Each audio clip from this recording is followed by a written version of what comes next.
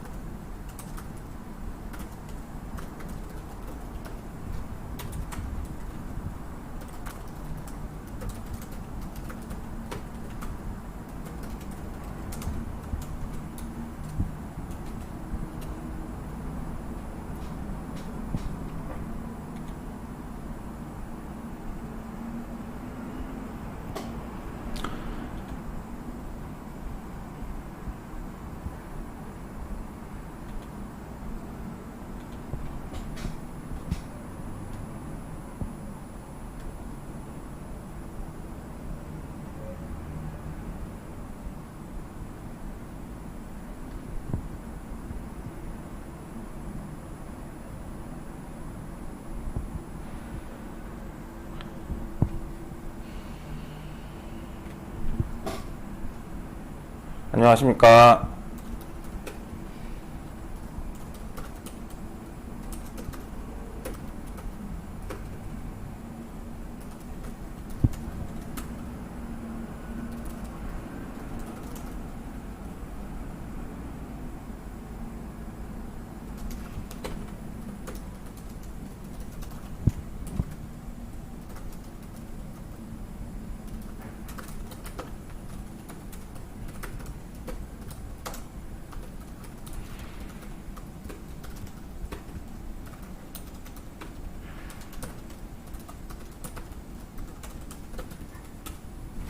네, 시작하도록 하겠습니다. 시선 파트너즈 고객사 대상 라이브 강의 시작하도록 하겠습니다. 네, 반갑습니다. 감사합니다.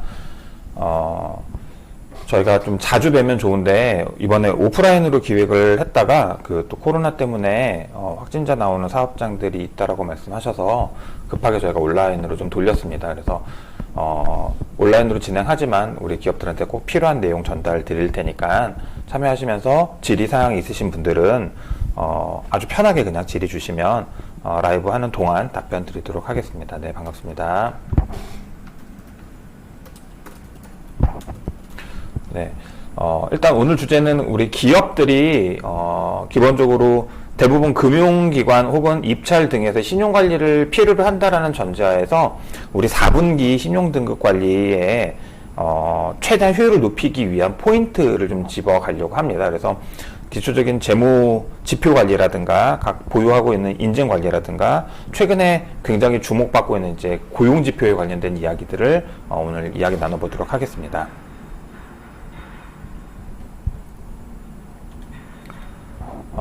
최근에 아마 제가 다녀본 기업들은 또 뭐 모임이나 뭐 식사 자리나 술자리 가보면 수출을 하냐 안 하냐를 떠나서 대부분의 기업들이 금리 인상과 환율 인상에 대해서 많은 부분 이야기들을 하십니다. 오늘 우리 라이브 참여하고 있는 우리 기업들도 마찬가지실 것 같은데요. 환율 인상이나 금리 인상이 이제는 변수가 아닌 상수가 되었기 때문에 그 부분에 대해서 우리 기업들이 좀 선제적으로 대응할 필요가 있지 않나라는 생각이 좀 들고요. 금융을 잘 활용하시거나 이해하시는 분들은 사실은 환헤지 전략이라는 거를 펼칩니다. 뭐 지수에 레버리지 투자를 하기도 하고 혹은 뭐 환테크를 하시기도 하시는 분들이 있고요. 또 금융을 잘 이해하지 못하는 기업들이더라도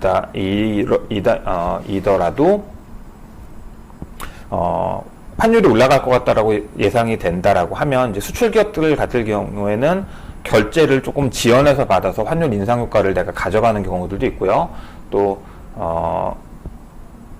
달러 표시로 수입을 해오시는 분들, 수입 결제를 하셔야 되는 분들은 금융기관에서 차입을 해서 대출금으로 결제 시점을 좀 땡김으로써 환율 인상분을 해지하는 이런 장치들도 많이 활용하고 있으니 그 부분에 맞춰서 우리 기업체들 관리해 주시면 환해지가, 그러니까 환율 인상이 반드시 리스크는 아니다라는 말씀을 좀 드립니다. 그래서 환율 인상이 변수라면 우리가 대응하기 어렵겠지만 당분간 환율이 올라갈 것 같다라고 생각하고 있는 기업들이라고 하시면은 반드시 환해지 전략의 일환으로서 지수나 그러니까 달러 표시 자산을 취득하시거나 아니면 금융기관에 레버리지 투자를 요청하셔서 환율 인상을 자산으로 가져가시던지, 혹은 내가 금융은 잘 모르겠어요 라고 하시는 분들은 달러로 내가 사야 되는, 환율이 올라가서 이제 원가가 올라가는 부자재들이 있다라고 하면 차라리 금융기관에서 대출을 받아서 선결제하시는 방식으로라도 환 리스크를 조금씩은 줄이시면 좋을 것 같습니다. 그냥 환율만 올라가면은 몇몇 기업만 피해를 볼 수도 있는데, 중요한 건 이제 금리 인상도 이렇게 자행되고 있죠. 그래서 지난달 미국이 금리를 올림으로써 이제 우리 3%, 3.5% 이렇게 예상했던 미국의 연말 금리가 이제는 4% 넘어갈 수 있다는 얘기들이 계속 나오고 있습니다.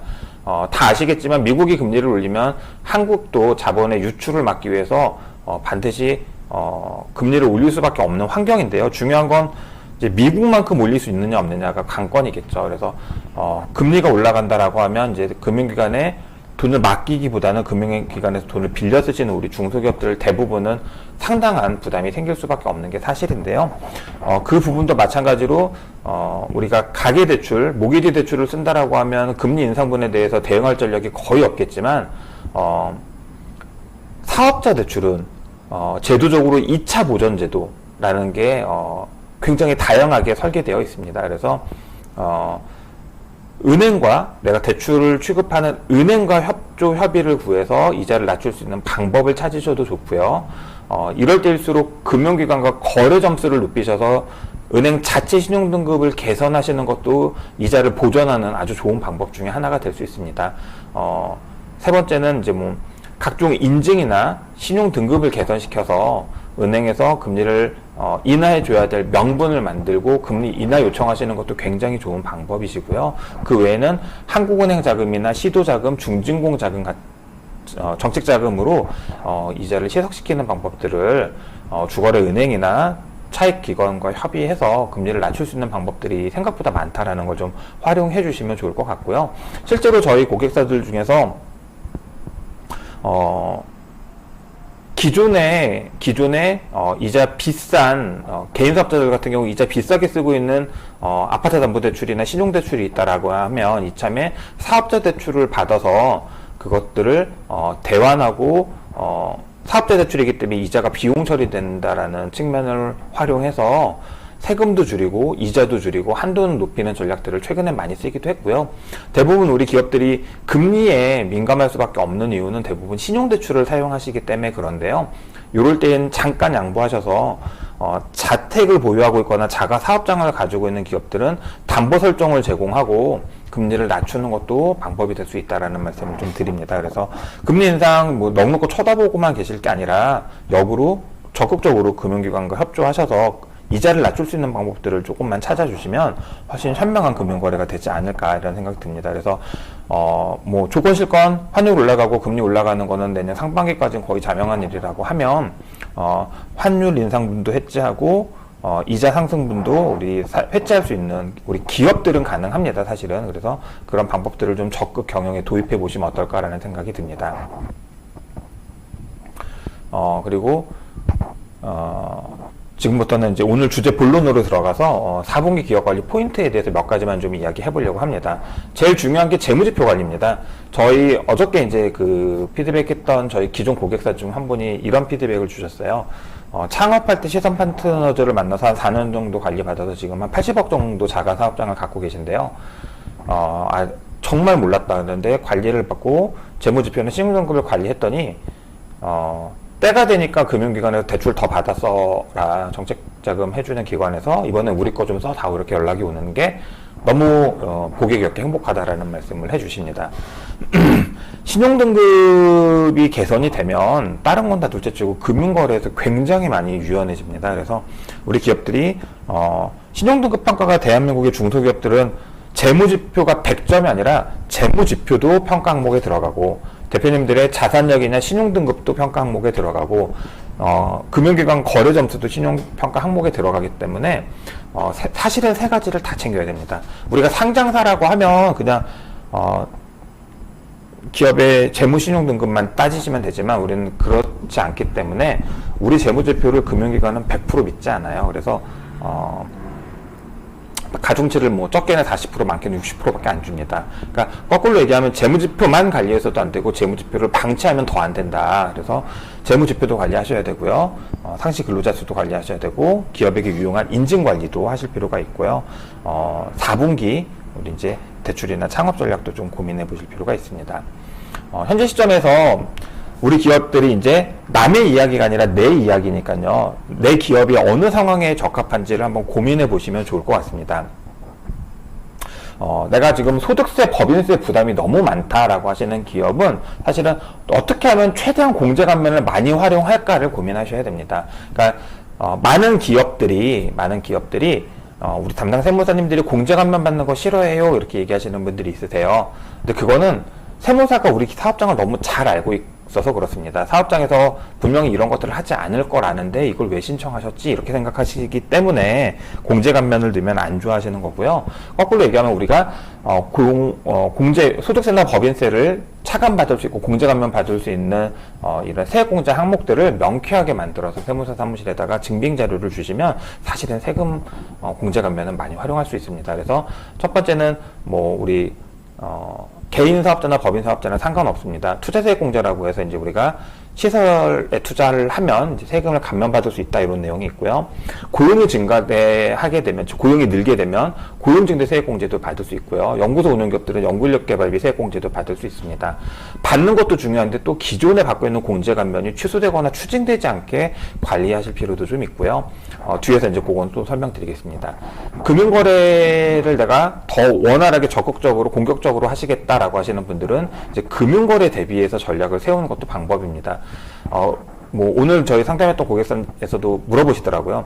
도대체 은행에서 본다는 게 뭐냐? 매출을 늘려놨는데 왜 난 신용등급이 떨어졌냐? 이렇게 말씀하시는 분도 있고요.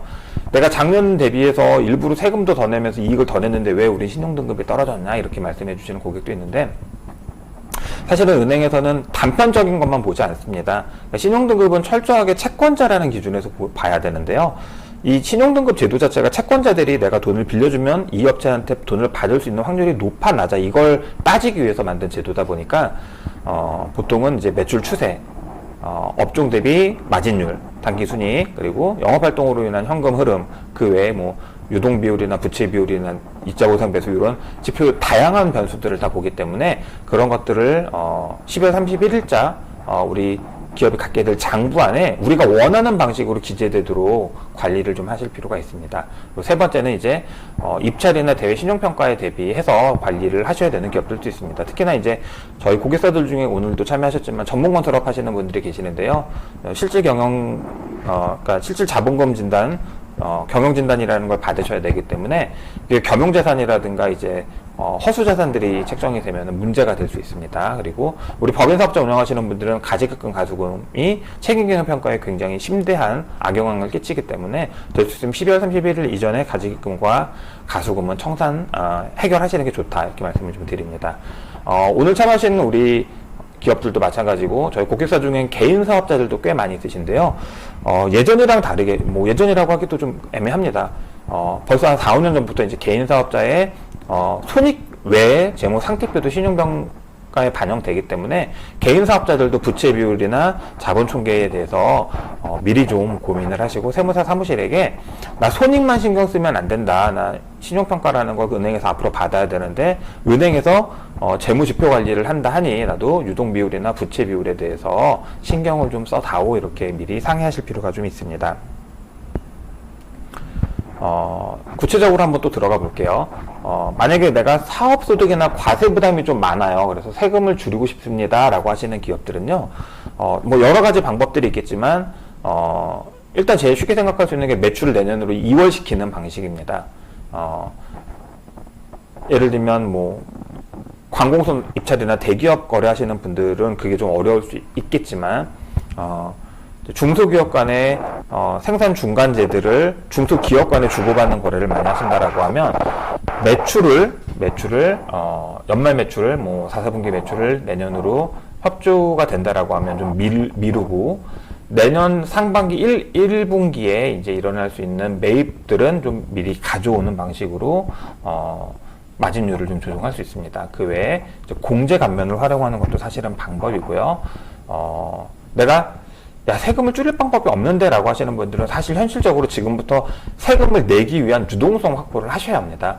그러니까 세금이 나오는 걸 줄일 수 없다라고 하면 제일 좋은 거는 세금 때문에 문제가 되지 않도록 한 번에 못 내면 두세 번에 나눠서라도 현금으로 안 되면 카드로라도 분할 납부를 할 수 있는 방법을 확보하시는 게 좋습니다. 그래서 저희 업체들 중에서 굉장히 없는 살림에 힘들게 해서 자가사업장 마련을 하시는 분들이 계세요. 근데 이제 취득세 4.6%가 준비가 안 돼서 10억짜리 사면 4,600만 원 세금이 나오는데 이거에 대해서 우리가 사실은 유동성 확보가 안 돼 있으셔서 이 4,600만 원이 체납이 돼서 나중에 대출에 문제 생기는 분들도 생각보다 많이 있습니다. 그래서 내가 세금은 체납이 돼서 문제가 되게 하느니 세금이 많이 나올 것 같으면 미리 카드를 좀 한도를 늘려놓는다거나 아니면 가족이나 지인분들 통해서 그들의 카드로 일단 대리결제를 좀 한다거나 이런 방식으로라도 세금을 낼 수 있는 유동성을 확보하시는 것도 굉장히 좋은 전략이다라는 말씀을 드립니다.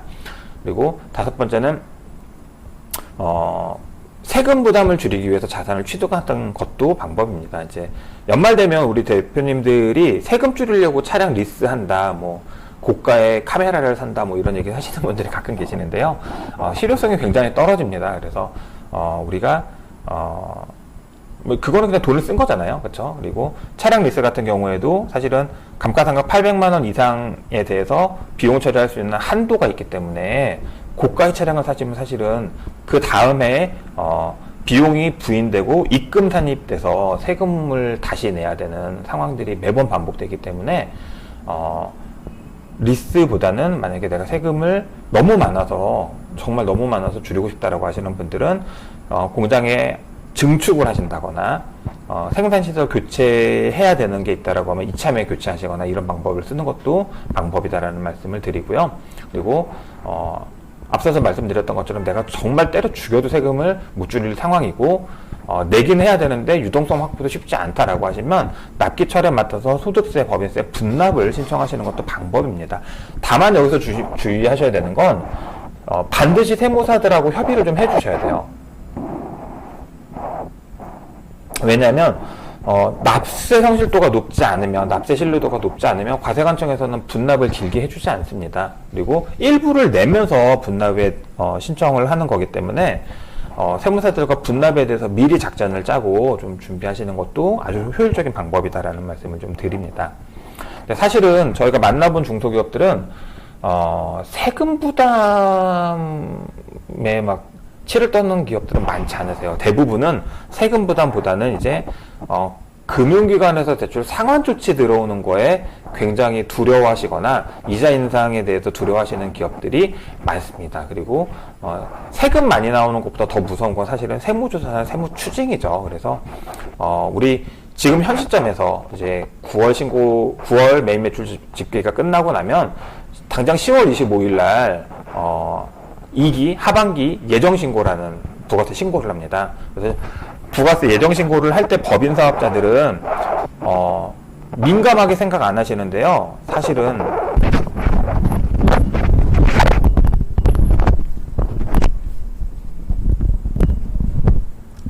죄송합니다. 민감하게 생각 안 하시는데요. 사실은 부가세가 환급되는 거에 굉장히 민감하게 생각하실 필요가 있습니다. 앞에서도 말씀드렸지만 부가세에 잦은 환급이 있다. 예를 들면 내가 땅을 사고 건물을 사고 기계를 사는 것 때문에 환급을 받는다라고 하는 건 일반 환급 상황은 아니기 때문에 유효하게 넘어갈 수 있을지 몰라도 내가 시설에 투자한 바가 없는데도 불구하고 부가세 환급이 빈번하게 발생한다라고 하면 사실은 과세관청에서 우리가 굉장히 신뢰도가 낮다라고 볼 수 있기 때문에 정상적인 기업이면 매출이 많지 매입이 많지 않거든요. 그래서 부가세 환급 이슈가 생기는 게 사실은 굉장히 과세 신뢰도 면에서는 좋지 않을 수 있기 때문에 기업들이 특히 법인 사업자들은 우리 10월 25일날 신고하는 이기 예정 신고, 부가세 이기 예정 신고에서 부가세 환급 요인이 발생하나 한번 반드시 고민하실 필요가 있고요. 금융기관 입장에서는 부가세 환급 받는 기업들이 사실은 썩 달가운, 매입이 더 많대잖아요. 썩 달가울지 않을 수도 있기 때문에 과세적인 부분이나 금융거래에 있어서 대비한다라고 하면 이제 이기 예정 신고, 10월 25일날 부가세 신고하는 우리 법인 사업자들은 부가세 신고 과세 표준과 부가세 환급 조치에 좀 민감하게 반응하실 필요가 있습니다. 우리가 공제감면 적용받는 것 중에서 최근 제일 좀 기업들이 어려워하는 것 중에 하나가 이제 고용증대 세액공제입니다. 이제 고용이 늘어나면 세액공제 받는 거는 생각보다 쉬운데요. 제일 많이 애매하고 어려워하시는 게 청년 고용증대 세액 감면이라고들 하세요. 그래서 청년이라는 기준이 이제 내년엔 바뀌죠. 다 34세로 통합이 되지만 이제 지금 현 시점에서는 34세가 아니라 이제 29세이기 때문에 우리 청년을 채용할 때는 29세 미만이었는데 채용하고 났더니 그 친구들이 뭐 28세를 채용했는데 2년이 지나면 이제 29세 30세가 되잖아요. 그러면 우리 사업장 안에는, 그러니까 내가 그 친구를 자르지 않았지만 우리 사업장 안에는 청년 고용이 없어진 거예요. 다시 정리해드리면 고용증대 세액공제는 산술이 굉장히 쉽습니다. 인원이 늘면 공제 감면을 받는 거고, 우리가 그렇게 늘어난 인원이 2년 3년 유지되면은 세금 추징은 없다 이렇게 생각하시면 되는데,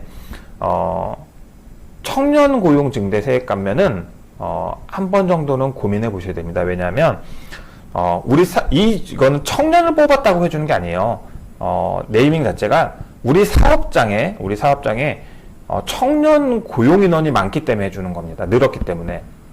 무슨 얘기냐면 지금 우리 사업장에 내가 신규로 뽑은 신규로 뽑은 직원이 28세예요. 그러면 이제 청년 고용이 한 명 는 겁니다. 근데 1년이 지났더니 29세예요.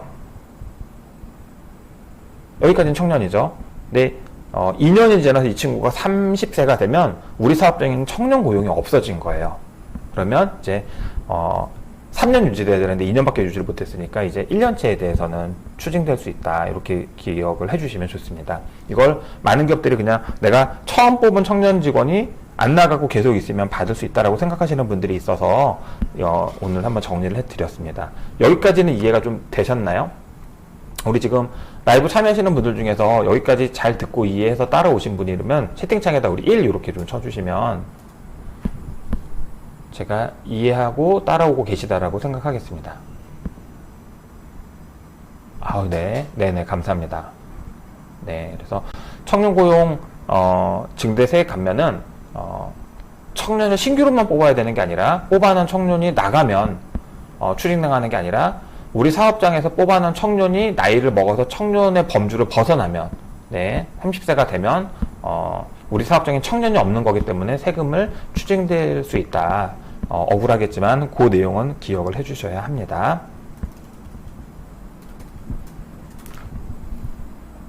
네, 잘들 이해하고 따라오신다 하니 또 넘어가겠습니다. 두 번째는 이제 창업 감면에 관련된 내용입니다. 우리 많은 기업들이 지금 놓치고 있는 것들이 뭐냐면 창업 감면이 모든 업종이 된다라고 생각하시는 분들이 아직도 많으세요. 그래서 사실은 창업 감면은 국세에 대한 창업 감면 제도가 있고 지방세에 대한 창업 감면 제도가 있습니다. 그래서 국세 감면을 우리는 조세 특례 제한법이라고 하고요. 지방세 감면을 지방세 특례 제한법이라고 합니다. 우리 사업장에 뽑아놓은 청년이 중간에 그만둬서 나가면 이 상시 근로자 수 산정하는 방식이 뒤에서 나올 텐데요. 나간 만큼 들어오면 그래서 1년 동안에 우리 상시 근로자 수가 청년 재직자 근로자 수가 변함없으면 추징이 없고요. 예를 들면 우리 원래 사업장에 8월까지는 청년 근로자가 한 명 있었는데 이 친구가 나갔어요. 9월 달에. 그리고 10월 달에 한 명이 들어왔어요. 그래서 10월까지 있었다라고 하면 한 달치 12분의 1만큼은 빠진 거기 때문에 그만큼은 세금이 추징됩니다. 네, 그러니까 감면 받았던 걸 토하셔야 되는 거죠. 대신에 가산세나 이런 건 없고요. 주임님 답이 됐습니까?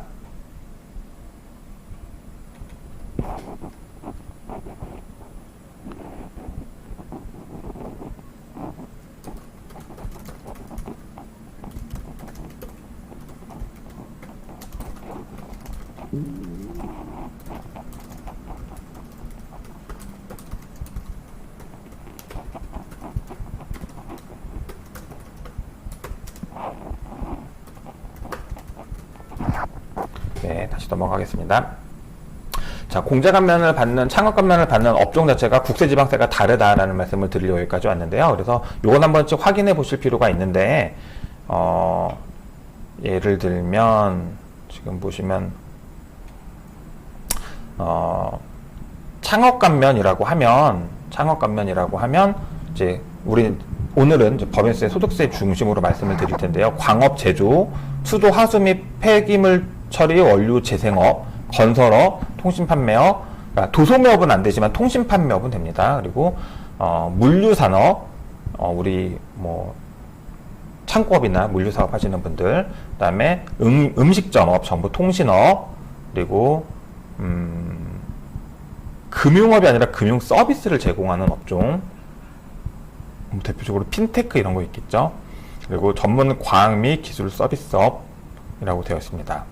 다만 변호사, 변리사, 법무사, 공인회계사, 세무사, 수의업, 행정사법, 건축사법 뭐 이렇게 해서 전문 직종 종사자들은 안 된다라고 되어 있고, 사업시설관리나 사업지원 및 임대서비스업 중에 아래와 같은 것, 그래서 사회시설관리, 조경서비스, 사업지원서비스업, 사회복지서비스업, 예술, 스포츠 및 여가 관련 서비스업, 그리고 협회 및 단체, 수리 및 기타 개인 서비스업 중에 임의용 아니면 개인 및 소비용품 수리업 되시고요.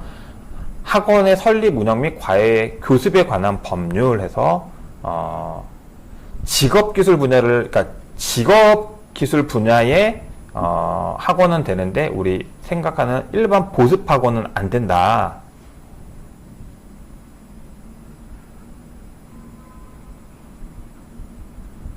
잠시만요.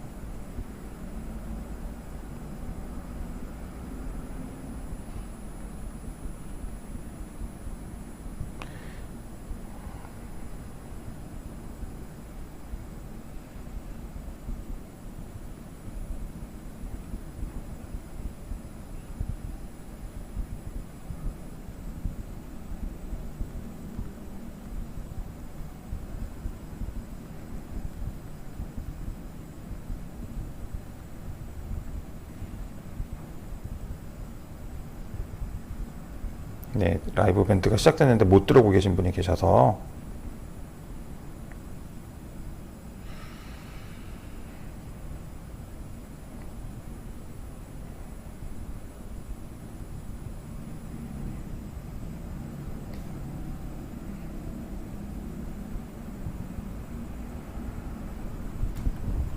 네, 일반 학원업은 안 됩니다. 보습학원, 뭐 애들 하는 영수, 국영수, 뭐 이런 학원들은 안 된다. 다만 직업훈련 학교는 된다. 여기서 이제 우리 평생교육시설이라는 얘기들이 많이 나오는데요. 네, 그래서 보통 우리가 헬스장, 뭐 필라테스, 요가 학원 이런 것도 사실은 다 창업감면 대상 업종은 아니다라는 말씀을 드립니다. 그분들이 이제 자격증을 발급해서 강사를 가르치기 위해서 연 학원이라고 하면 평생교육시설로 등록을 하셔서 감면을 받을 수 있겠지만 그렇지 않으면 안 된다라는 말씀을 드리고요. 뭐 관광-숙박업, 국제회의업, 유원시설업, 대통령령으로 정하는 관광객 이용시설업 되고 노인복지시설 되고 전시산업 됩니다. 그래서 여기에 해당하는 업종을 운영하신 분들만 창업감면 대상이 됩니다. 이 사업을 하시면서 독립된 중소기업을 운영하시고 소재지가 수도권 과밀업체권역 밖에 계시면 창업감면 대상 기업이신 거고요. 만약에 내가 이 업을 하는데 수도권 과밀업체권역 내에 있다라고 하시는 분들은 창업 3년 이내 벤처기업으로 확인을 받으셔야 벤처받은 날로부터 5년 동안 창업기업의 지위를 가져간다라고 보시면 좋습니다. 제가 이 말씀을 왜 드리냐면요. 많은 기업들이 제조업으로 창업해놓고 매출 신고를 도소매로 일으켜버리시는 분들이 많으세요. 그러면 도소매 매출에 대해서는 창업감면이 일어나지 않기 때문에 우리가 벤처를 받는다라고 해서 창업감면이 되지 않습니다. 그래서 애써서 제조업으로 창업해 놓으시고 매출 신고는 도소매로 쭉 일으키시는 분들이 많아서 중간에 처음 창업해서 뭐 창업감을 받았거나 벤처를 받았다 한들 매출 신고를 도소매로 해버리시면 감면이 안 된다라는 말씀을 드리려고 했습니다. 네, 그리고 업종 변경에 대해서도 이 시점에서는 좀 고민들을 하셔야 합니다. 저는 이제 인쇄업체들이 고객사로 좀 있는 편인데요.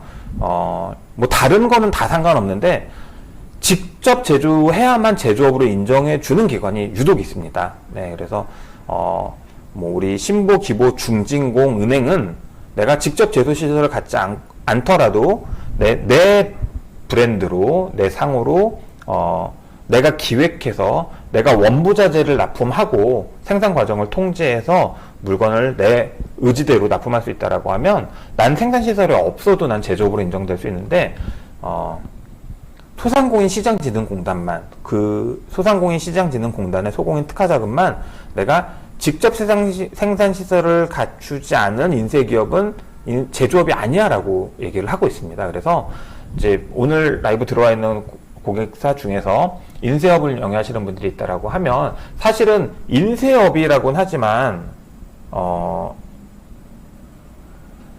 종이에다 인쇄 대부분 하시잖아요. 그러면 이제 조금 기질을 발휘하신다라고 하면 그냥 제조업 인쇄, 여기 보시는 것처럼 제조업 인쇄업 이렇게 하시는 것보다는 제조업 뭐 지함, 종이 제품, 용기 제조와 판지 상자 이런 식으로 제품을 제조한다. 인쇄가 아니라 인쇄라는 서비스가 아니라 제품을 제조한다. 이렇게 종목만 변경하셔도 그렇게 해서 부가세 신고를 하시고 그렇게 소득세 신고를 하시면 제조업으로 인정돼서 소공인 특화자금을 활용할 수 있는 기회가 열립니다. 그래서 이 부분들 꼭 인쇄업체들은 참고하셔서 직접 생산시설을 갖추지 않은 기업들이라고 하면 굳이 업태 제조업, 종목 인쇄업 이렇게 하지 마시고 업태 제조업, 종목, 지함, 종이 제품 이렇게 돌리시면 대출을 받을 수 있는 기회가 하나 더 생긴다. 이걸 꼭 유념해 주시면 좋겠습니다.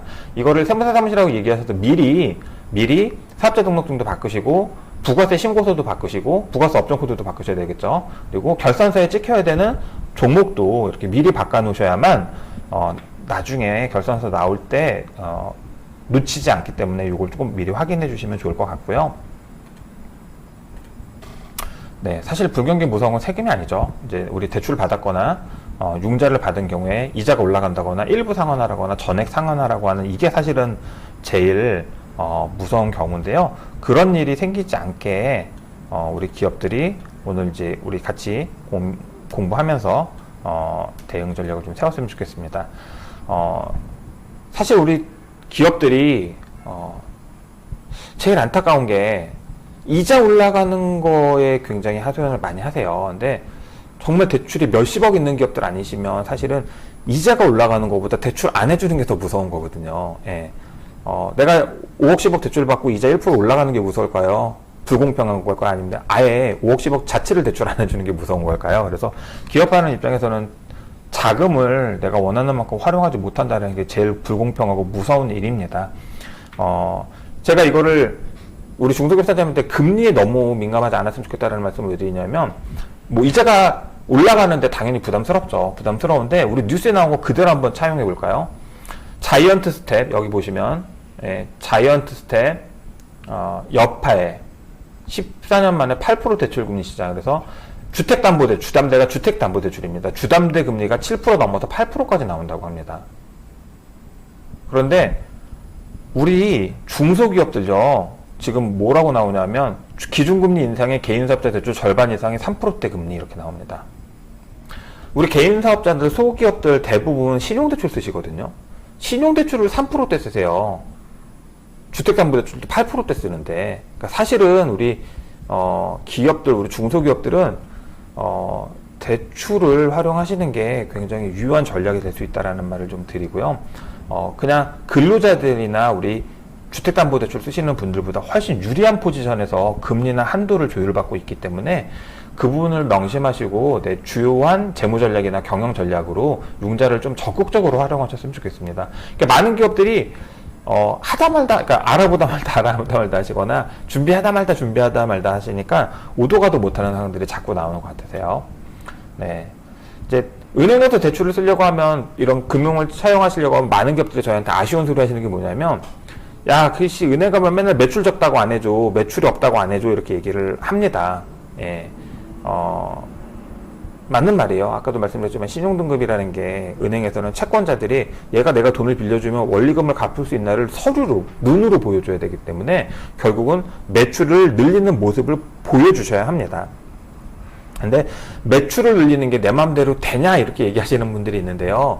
제가 이제 역으로 한번 말씀드리면 우리보다 훨씬 큰 업체들은 될까요? 근데 우리보다 훨씬 큰 업체들, 정말로 임의로 계산서를 끊을 수 없는 기업들이 더 민감하게 이 매출 지표에 대한 관리를 한다라는 말씀을 좀 드립니다. 예를 들면 우아한 형제들이라는 기업 대부분 아실 텐데요. 우아한 형제들이라는 기업이 어떤 기업이냐면 배달의 민족입니다. 우리나라에서 배달 관련해서 제일 큰 기업이죠. 여기 보면 1, 10, 100, 1000만, 10만, 100만, 1000만, 억, 10억, 100억, 1000억, 2조. 매출이 2조입니다. 2조. 그러니까 작년에 10조, 작년에 1조, 올해 2조입니다. 잘 생각해 보세요. 배달의 민족 우아한 형제들은 콜 수수료, 배달 수수료가 주 사업인 기업인데요. 얘네가 매출을 1조에서 다 어렵다는데 1조에서 2조로 늘렸습니다. 그러면 지금 배달하는 플랫폼 기업들이 굉장히 많아졌는데 전 국민들이 코로나가 터졌다는 이유로 치킨을 평소보다 2배, 3배 시켜서 먹었을까요? 다른 배달 플랫폼 업체들 다 제끼고 우리 모든 국민들이 배달의 민족에만 배달을 시켰을까요? 배달의 민족은 어떻게 남들 다 매출 줄어드는 시점에 매출을 2배 키웠을까요? 그러니까 사실은 배달의 민족의 배달 전화가 2배는 게 아니라 이 친구들이 매출을 늘리기 위해서 전략적으로 배달의 민족이 그러니까 배달 수수료가 아니라 직접 배달을 하는 전략을 펼치기 시작한 겁니다. 직접 배달을 하다 보니까 손익구조는 효율이 떨어졌지만 직접 배달하는 함으로써 매출의 양을 굉장히 많이 늘린 거죠. 이 자료를 제가 한번 보여드리는 이유는 큰 기업일수록 채권자나 투자자들에게 그들이 대출을 멈추거나 투자를 회수하지 않게 하기 위해서 그 투자자나 채권자들한테 보여주는 우리 재무지표를 최대한 잘 보기 좋게 만들기 위해서 이렇게 애를 쓰고 아이디어를 냅니다. 그래서 우리 중소기업들도 매출이 떨어진다고 남 탓하고 하소연할 게 아니라 금융거래를 원활하게 하기 위해서 매출지표라는 게 필요하고 매출지표를 내가 아이디어를 내서 정말 마진이 없어도 받아서 전량 외주 주더라도 매출량을 이렇게 배달의 민족처럼 좀 키우는 아이디어라도 내셔서 매출의 추세가 매년 일정 부분 이상 늘고 있다라는 걸 보여주는 게 사실은 제일 좋은 신용관리의 기법이기 때문에 우리보다 훨씬 큰 업체들도 합니다. 배달의 민족, 오늘의 집, 무슨 회, 기타 등등 대외적으로 투자자를 유치하고 은행에서 대출을 받는 거의 모든 매출이 1조, 2조씩 하는 기업들도 투자자나 채권자들한테 우리가 매출이 늘고 있음을 보여주기 위해서 생각해보세요. 이 친구들은 콜 수수료만 먹고 살던 친구들인데 직접 오토바이를 모아서 배달을 시작했다고요. 예, 마진율은 훨씬 떨어지죠. 인건비 들어가고 뭐 들어가고 하는데도 이제 금융기관이나 채권자나 투자자들한테 보여주기 위해서 최대한 이렇게 매출이 늘어나는 모양새를 만듭니다. 자, 가지급금 가수금은 12월 30일 이전에 해결을 하셔야 합니다. 다만 이제 가수금이 있는 업체들은 일시적으로 상환 조치시키고, 그러니까 법인이 대표님한테 12월 30일 이전에 상환을 하시고 1월 2일날 다시 빌려주셔도 상관없죠. 그리고 가지급금을 가지고 있는 기업들도 마찬가지로 그런 식으로 대표님들이 법인에 12월 30일 이전에 상환하고 연초가 되면 다시 또 이렇게 차입을 하는 방식을 많이 하시는데요. 반드시 원리금 상환을 입출금 내역으로 남기셔야 된다라는 말씀을 드리고요. 이걸 가지급금이 아니라 대여금으로 형성하고자 하시는 기업들은 금전 소비대차 계약서를 반드시 좀 작성해 놓는 게 유리하다라고 말씀을 드립니다. 개인 사업자, 지금 법인 사업자 말씀드렸지만 개인 사업자들은 사실은 재무지표 관리하기가 훨씬 편합니다. 그러니까 법인은 우리 자산 총계라는 게 자본금 더하기 부채 총계. 무슨 얘기냐면 자본금이 얼마고 부채 총계가 얼마면 자산이 얼마야 해서 자산 구성을, 이게 종속 변수기 때문에 이걸 쉽게 바꿀 수가 없어요. 근데 개인 사업자들은요, 재무제표 작성법이 자산 총계에서 부채 총계를 빼면 자본 총계입니다. 그러니까 자본 총계가 있어서 부채가 있고 자산이 있는 개념이 아니라, 뭐 개인 사업자들은 내가 번 돈으로 다 회사에 남기는 게 아니라 생활비도 써야 되고 애들 학원비도 줘야 되고 하다 보니까 법인 사업자들처럼 자본 총계라는 개념이 없어요. 이 개념을 좀 이해하신다라고 하면 법인은 부채 플러스 자본 총계가 자산 총계입니다. 자본 총계, 그래서 자산 총계를 내 임의로 작성할 수 없습니다. 인풋이 다 정해져 있기 때문에. 근데 개인 사업자는 거꾸로 우리 회사에 있는 자산 중에서 부채 빼면 그게 우리 자본 총계라는 개념이 성립이 됩니다. 그래서 임의로 자본 총계를 잡아서 12월 31일자, 그러니까 법인은 통장에 돈을 넣고 빼려고 하면 그 명분이 있어야겠지만, 개인 사업자들 같은 경우에는 사실 이런 거죠. 자산이, 여기 보여드리는 것처럼 자산이 많아지면, 잠시만요, 이걸. 네. 자산이 많아지면, 자본 총계가 늘어나는 구조입니다, 그냥. 근데 우리 회사의 자산을 개인 사업자들은 어떻게 늘릴 수 있냐면, 12월 31일 날, 우리 집에 생활비 통장에 있는 돈을 빼서 사업자 통장에다 넣어놓고 은행 세무사 사무실에다가 우리 12월 31일 잔액 이겁니다라고 찍으시면요, 그게 우리 회사의 자산 총계에 반영이 됩니다. 그러니까 법인하고 다르게 개인 사업자들은 자산 총계에 자본 총계 통제가 가능하기 때문에 사실은 재무지표를 못 맞춘다라는 게 관심이 없어서 그러시지 대부분은 맞출 수 있습니다. 그래서 개인 사업자는 주로 보는 부채 비율, 유동 비율들 관리가 생각보다 쉽다라는 개념을 좀 인식해 주시고, 세무사 사무실하고 협의를 좀 하신 다음에 12월 31일자 기준 자체가 12월 31일자니까요. 12월 31일자 현금이나 예적금 현황만 잘 관리하셔도, 매출채권 매입 채무 총액만 잘 관리하셔도 충분히 재무 비율은 다 관리가 가능하다라고 말씀을 드립니다. 법인도 마찬가지고 개인도 마찬가지고 지금 신용평가에서 제일 많이 보는 게 영업활동으로 인한 현금 흐름입니다. 코로나 터지자마자 정말 우리나라 뭐 글로벌 기업들 다 마찬가지죠. 당장 몇 달치 유동성이 없어서 막 넘어가는 환경들이 벌어졌기 때문에 그 어느 때보다도 영업활동으로 인한 현금 흐름이 굉장히 중요한 평가 지표가 되고 있는데요. 영업활동으로 인한 현금 흐름이 사실은 계산하기가 굉장히 어렵습니다. 거의 손익계산서와 원가명세서와 재무상태표에 있는 계정들이 전부 다 반영이 돼서 나오는 게 영업활동으로 현금 흐름입니다. 그래서 단번에 맞추기는 어렵지만 그냥 쉽게 생각하면 우리가 경제활동이라는 게, 경영활동이라는 게 영업활동, 투자활동, 재무활동이 있고요. 현금 흐름도 영업활동으로 인한 현금 흐름, 재무활동으로 인한 현금 흐름, 투자활동으로 인한 현금 흐름 이렇게 나뉘는데요.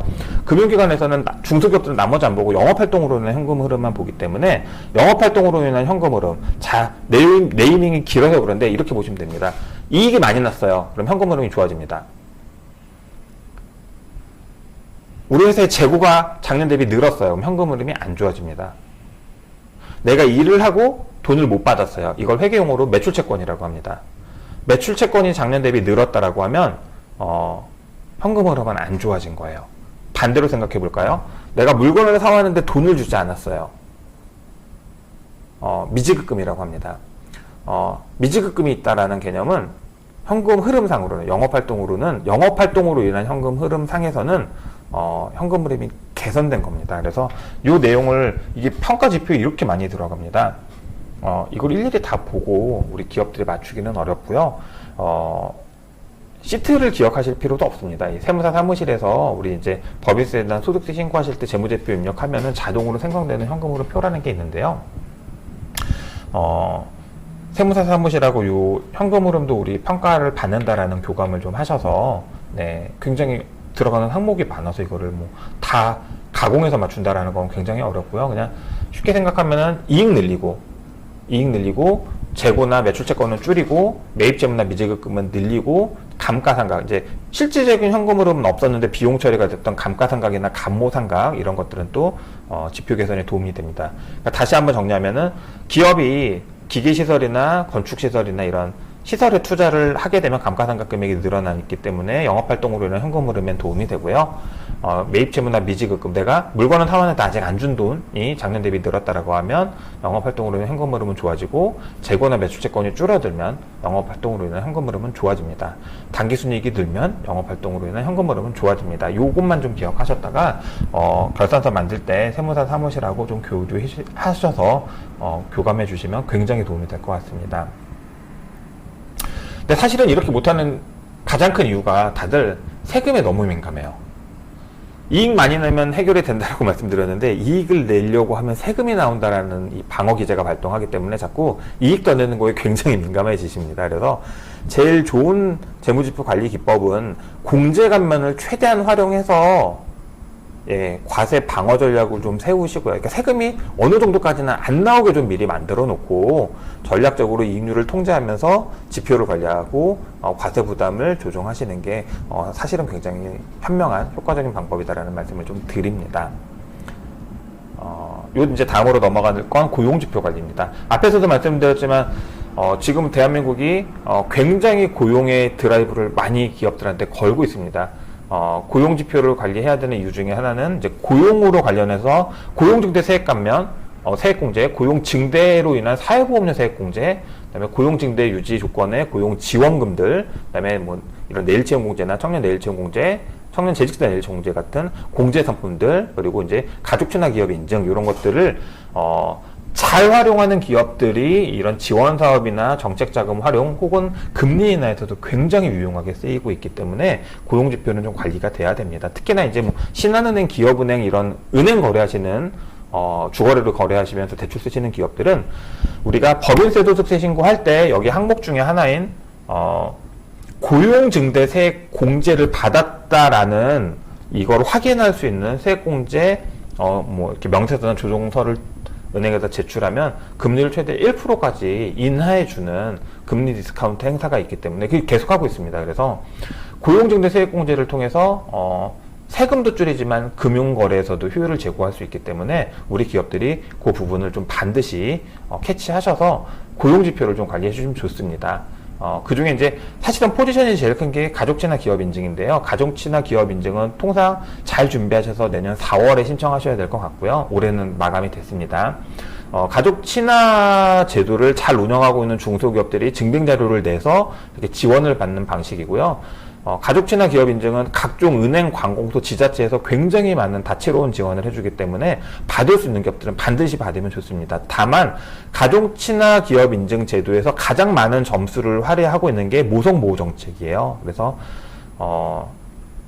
자녀 출산, 육아휴직, 육아지원, 뭐 육아기 근로시간 단축, 뭐 사내 직장 어린이집 뭐 이런 것들 운영하는 기업들이 가산점이 높게 나옵니다. 거꾸로 이제 이게 없으면 받기 상당히 어려운 것도 사실이어서 우리 기업이 이렇게 모성 보호 정책의 대상이 되는 자녀 출산이나 양육기에 있는 직원들이 있다라고 하면 이런 제도를 한두 가지는 도입해서 가족친화 기업 인증을 받으시면 사업장 운영에 굉장히 많은 효율이 제고될 수 있다라는 거 기억하시면 좋을 것 같고요.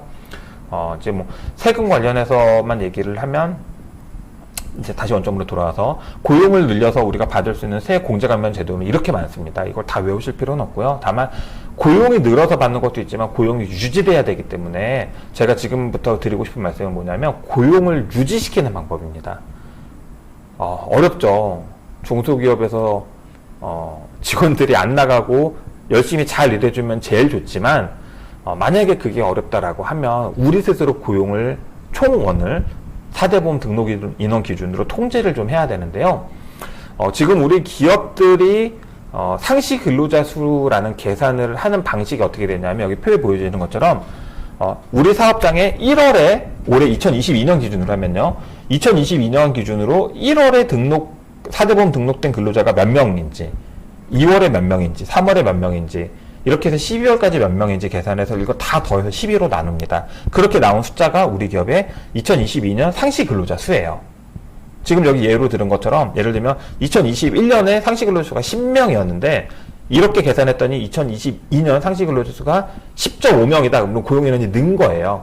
그러니까 세금 추징 당하지 않습니다. 근데 예를 들면 그렇게 계산했더니 고용인원이 2021년 10명이었는데 지금 9.4명이에요. 그럼 0.6명 줄어들었잖아요. 그러면 0.6명에 해당하는 세액공제 받은 금액에 대해서는 이렇게 토해내야 됩니다. 가산세는 없지만 토해내셔야 돼요. 그리고 더 안타까운 건 뭐냐면 원래 세액공제를 3년 받을 수 있는데 이 이후로는 못 받는다라는 거죠.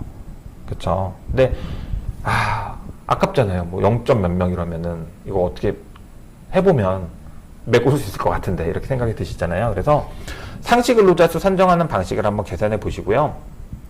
이건 청년 고용인원 산출하는 방식이기도 합니다. 그래서 예를 들면 2021년에 우리 기업이 몇 명, 만약에 청년 고용 증대 세액공제를 받은 기업들이면 2021년에 우리가 청년 고용인원이 몇 명, 이렇게 한번 산출해 보시고 같은 방식으로 2022년 1월에 몇 명, 2월에 몇 명 해서 나누기 12해서 지금 우리 예를 들면 8월까지 혹은 8월까지죠. 9월 신고는 아직 안 들어왔으니까 8월까지 상시근로자 수가 몇 명인지 계산해 보시면 우리가 남은 9, 10, 11, 12 상시근로자 수가 몇 명이었을 때 우리가 공제 받은 걸 토하지 않는지를 산출할 수 있습니다. 예를 들면 뭐 작년 2021년 기준으로 우리가 상시근로자 수가 매월 10명이었어요. 그러면 1월에 10명, 2월에 10명, 3월에 10명, 4월에 10명 이렇게 계산하시면 12월까지 120명일 겁니다. 나누기 12 하면 10명이겠죠. 그러니까 총원은 120명이었겠죠. 10개월 동안 4대 보험 등록인원은. 그러면 2022년에 8월까지 계산했더니 그게 예를 들면 100명이에요. 그러면 9, 10, 11, 12 요 4개월 동안에 상시 4대보험 가입 인원이 20명 이상이시기만 하면 세액공제 추징이 안 되는 거죠. 그쵸? 근데 만약에 1월부터 8월까지 4대보험 등록 인원을 다 합쳤더니 50명이에요. 그럼 작년보다 70명 빠진 거잖아요. 그쵸? 그러면 9, 10, 11, 12 해서 4개월 동안에 4대보험 가입 인원이 70명 이상 잡혀야 되는 거예요. 어림 잡아서 한 달에 18명씩 4대보험이 등록돼야 되는 거죠. 그렇죠? 그래서 예를 들면 그게 한두 명이다 이러면 정말로 이런 표현이 좀 죄송하긴 하지만 어디서 고용인원 인원만 올리더라도 고용인원을 만들어서 공제가면 추징당하는 경우가 안 나오게 해보시면 좋을 것 같고요. 이 갭이 너무 커서 내가 감당할 수 없는 숫자다 그러면 이제 깔끔하게 포기하시고 다른 공제감면 방법을 고민하시는 것도 현명한 방법입니다. 근데 이제 이런 얘기 드리면 우리 기업들이 많이 하시는 고민 중에 하나는 내 주변에서는 다 일을 하고 있어서 4대보험 올릴 수 있는 친구들이 사실은 별로 없습니다. 그리고 두 번째는 알바로 하는 분들이 있는데 4대보험 올리면 사회보험료 나올까봐 부담스러워서 못합니다 이런 분들도 있으세요. 근데 사실은 사회보험료는 이제 고용인원이 유지됐다라고만 하면 4대보험료는 우리가 납부한 금액의 반 정도는 세액공제를 받을 수 있기 때문에 사실은 그렇게까지 부담스럽진 않고요. 기회비용이라는 것만 따져봐도 이제 공제감면 2년 못 받는 것보다는 몇 달치 사회보험료 내는 게 사실은 더 합리적일 수도 있기 때문에 2년 동안 세액공제 못 받는 것, 고용인원 증가로 세액공제 못 받는 것과 그냥 몇 달치 사회보험료 내는 거 이렇게 계산해 보시고 그 몇 명분에 대해서 사실은 2년치 세액공제가 훨씬 더 아마 금전적인 규모가 클 거기 때문에 만약에 그게 큰 인원이 아니다 뭐 0. 몇 명 혹은 한두 명이다라고 하면 어떻게든 고용인원을 구하거나 만들어서 한번 채우는 것도 방법이다라는 말씀을 좀 드리고요.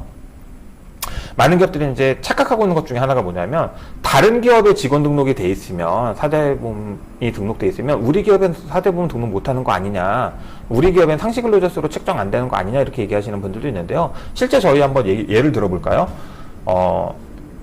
저희 고객사인데요. 3시에 퇴근들을 해요, 직원들이. 예, 복지 차원에서 기업이 인건비를 조금 더 줄이고 직원들의 복지 향상을 위해서 3시에 퇴근을 하게 만들어 놨습니다. 그래서 우리 회사에도 사회보험이 등록돼 있지만 이 친구들이 3시에 퇴근하고 대부분이 다 젊은 친구들이니까 근처 카페나 식당에서 아르바이트를 해요. 요즘은 식당에서도 아르바이트 하면 4대보험 다 올리거든요. 그러면 이 친구는 우리 사업장에도 상시근로자로 잡히는 거고 그 카페에서도 상시근로자로 잡히는 거예요. 그래서 뭐 예를 들면 저희 이제 뭐 파주나 김포에 있는 저희 인쇄업체들 보면 그냥 상시근로자는 많은데 기계를 전문적으로 달아주는 기장분들은 사실은 채용하기 어렵다 보니까 A라는 기장이 계시면 이 공장도 이 기장님한테 일을 주고 이 기장님을 알바로 써서 기계를 돌리고 이 다른 공장도 이 기장님한테 부탁해서 기계를 돌리고 인건비를 주고 이렇게 하는데 주간에 일하고 야간에 일할 수 있잖아요. 그래서 한 사람은 무조건 한 기업에 상시 근로자로 등록이 되면 나머지 기업에서 못하는 게 아니다라는 걸 좀 인지하셔서 상시 근로자가 생각보다 아주 갭이 크지 않으면 통제할 수 있는 방법을 찾아서 그 고용 인원을 늘려서 세금 감면을 앞으로 있는 동안 못 받는 것보다는 비용 조금 부담하더라도 이거를 남은 8, 9, 10, 11, 12 넉 달 동안의 고용 인원을 좀 전략적으로 다뤄서 세공제 감면을 향후에도 받을 수 있게 좀 고민해 주시면 좋지 않을까라는 말씀을 드립니다.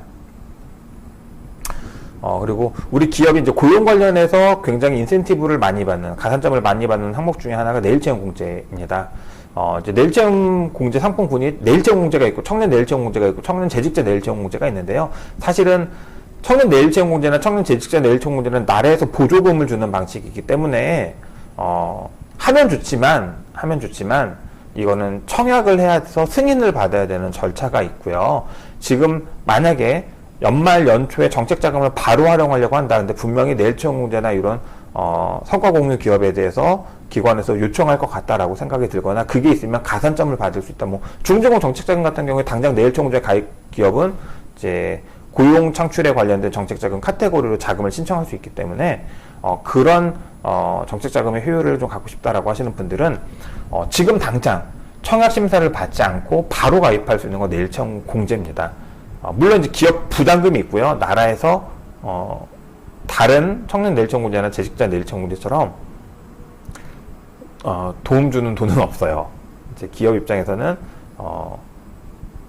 직원들한테 불입해 주는 돈이 5년짜리니까 굉장히 오랜 시간 비용이 될 수는 있지만 세액공제 25% 적용이 되기 때문에 내가 이제 직원들 적금 들어준 돈의 25%는 내가 세액공제를 받을 수 있기 때문에 정말로 내가 잘 오랫동안 같이 가고 싶은 직원이 있다라고 하면 내일채용 공제를 활용해서 직원 인센티브나 동기부여도 해주시고 우리는 또 고용에 관련된 이런 가산 항목을 취득하시는 것도 방법이다라는 말씀을 드립니다. 많은 기업들이 이제 내일채용 공제나 공제 상품들 얘기하시면 청년 내일채용 공제가 나라에서 보조금이 나와서 직원한테 주는 거니까 나는 피해가 없잖아. 그거 해야지 이렇게 생각하시는 분들이 있는데 많은 지역이 소진돼 있고요. 내년 예산은 이거 더 많이 한 60% 이상 줄었습니다. 그래서 청약해서 받기 쉽지 않을 수도 있고 하니 특히나 연말 연초 정책 자금이 나오는 시점에 활용하겠다라고 하시면 내일채용 공제나 청년 재직자 내일채용 공제는 지금 신청해서는 방법이 없습니다. 그래서 성과 공유 기업으로서 인센티브를 가져가고 싶다라고 하시는 분들은 비용 부담이 좀 있지만 내일채용 공제에 직원한테 가입해 주시는 것도 방법이다라는 말씀을 드립니다. 그래서 한번 전략적으로 고민하셔야 되는 게요.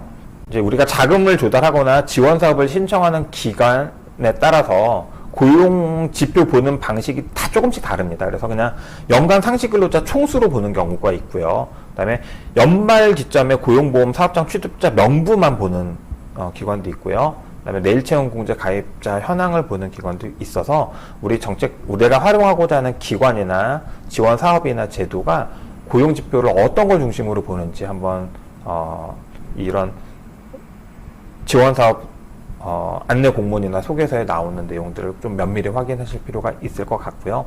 예를 들면 소상공인 시장진흥공단 같은 경우에는 연간 상시 근로자 수를 기준으로 합니다.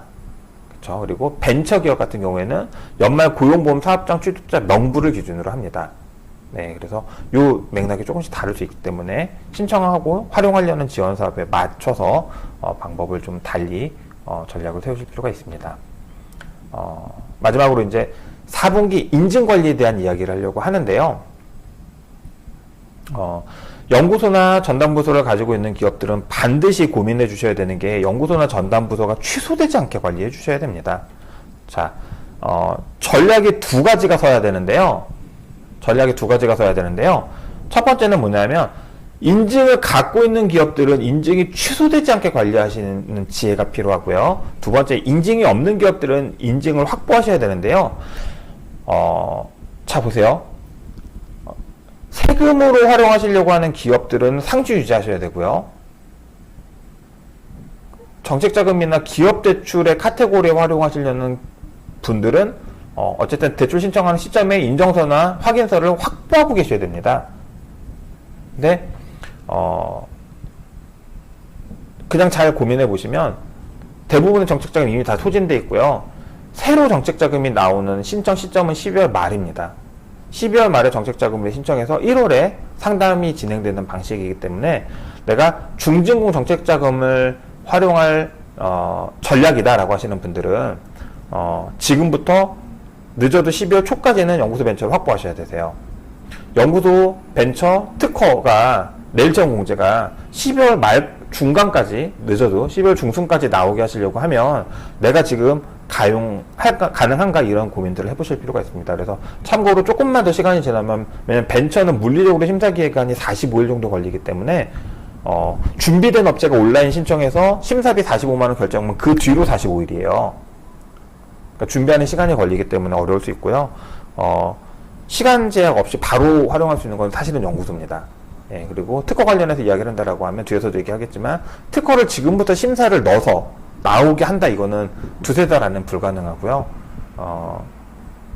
현실적으로는 기관이나 우리 법무사 사무실이나 이렇게 특허 다뤄주시는 분들에게 요청을 해서 특허를 인수하시는 것도 방법이다라는 말씀을 좀 드립니다. 그리고 우리 지식재산권 특허를 갖고 있는 기업들이 또 활용할 수 있는 유용한 인증 중에 하나가 지식재산권 경영인증이라는 게 있습니다. 지식재산권 경영인증이라는 게 있습니다. 이거는 특허청에서 주관하는 인증인데요. 그러니까 벤처가 갖고 있는 세제 혜택 빼고 나머지는 다 담고 있다라고 보시면 좋을 것 같고요. 심사 기간이 벤처보다 짧고 지식재산권 경영인증을 확보하고 있는 기업들은 중증공 정책자금을 기술개발 사업화자금으로 신청할 수 있기 때문에 업력이 7년 넘어간 업체들이 내가 연구소 만들기 애매하거나 뭐 특허나 벤처를 만들기 어렵다라고 하시는 분들이면, 근데 나 특허만 있어요 라고 하시면 지식재산 경영인증을 신청하시는 것도 생각보다 굉장히 효과적인 방법이 될 수 있다라는 말씀을 드립니다. 그리고 많은 기업들이 간과하고 있는 것 중에 하나가 수출 실적 증명이에요.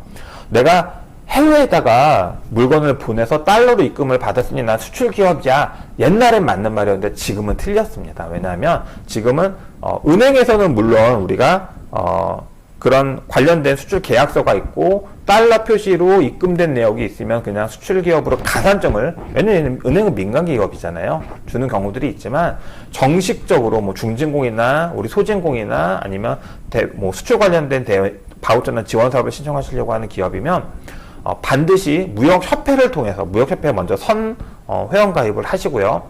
수출 실적 관세 신고를 하시고, 수출 실적에 따르는 달러로 내가 물건을 팔았다라고 하는 관세 신고를 하시고요. 그 관세 신고서를 기준으로 해서 수출 실적 증명을 요청하시는 겁니다.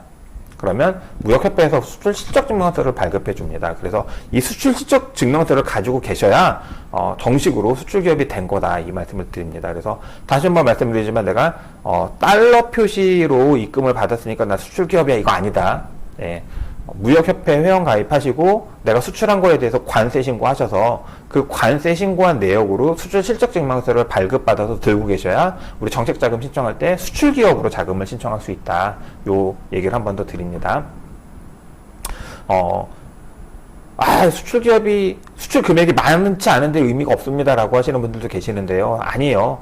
수출 그러니까 옛날 환율 달러당 1,000원을 기준으로 했을 때 수출 실적이 1억 이상이면 네, 신청할 수 있는 자금이 따로 있고요. 1억 미만이면 그 1억 미만 기업이 신청할 수 있는 자금이 따로 있습니다. 그래서 네, 일반 창업자금 신청하셔서 중진공 정책자금 신청하는 업체의 80~90%는 다 창업자금 신청하시거든요. 그래서 그냥 박터지게 경쟁하시는 것보다는 수출 실적을 가지고 나 수출기업이에요로 어필하시는 게 자금 신청에서 훨씬 유리하다라는 말씀을 드리고요.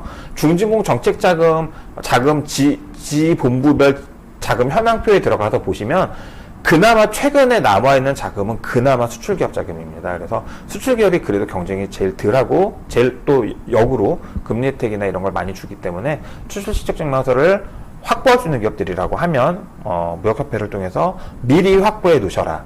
왜냐하면 정식자금 신청하는 그쯤 가서 뭐 무역협회 회원가입하시고 관세 신고하시려고 하고 이러시면 때를 놓치기 쉽기 때문에 미리 수출실적증명서를 확보해 두셔라라고 말씀을 드립니다.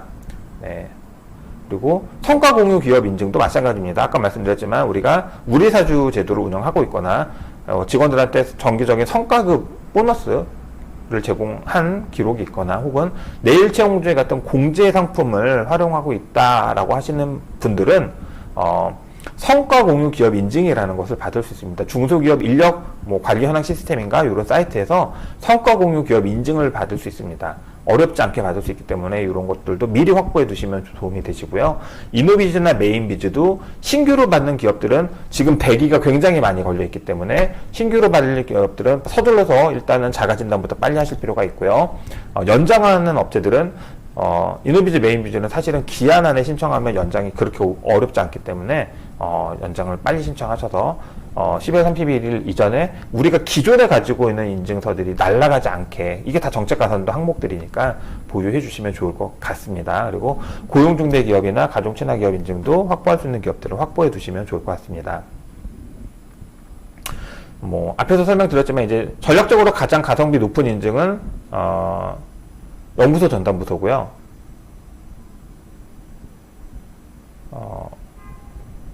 그 다음으로 우리가 가장 손쉽게 활용할 수 있는 게 산업재산권입니다. 우리 특허요. 근데 이제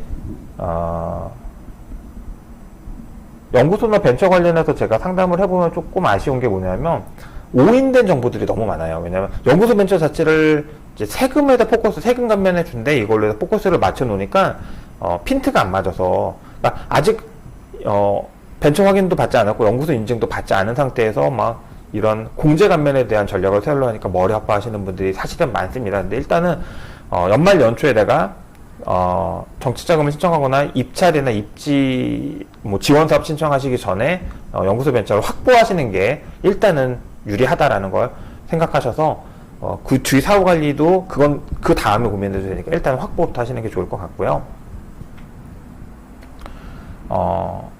연구소 전담부서는 그냥 기업부서 연구소, 연구개발 전담부서 설립 신고 제도입니다. 풀네이밍이 설립 신고 제도예요. 인허가 제도가 아니라 설립 신고 제도고, 연구개발 활동에 따른 지원 혜택을 부여해서 기업의 연구개발 활동을 촉진하고자 하는 제도입니다. 그러니까 지원 제도이기 때문에 기업들이 막 너무 이거 하면 잘못되는 거 아니야 이런 두려움 가지실 필요 없다 말씀을 드리고요. 신고 방식 자체가 선설립, 우리 기업이 자체적으로 먼저 설립하고 후 신고, 설립한 인증 연구소를 한국산업기술진흥협회에다가 후 신고해서 인정받는 방식이기 때문에 사실은 어렵지 않다.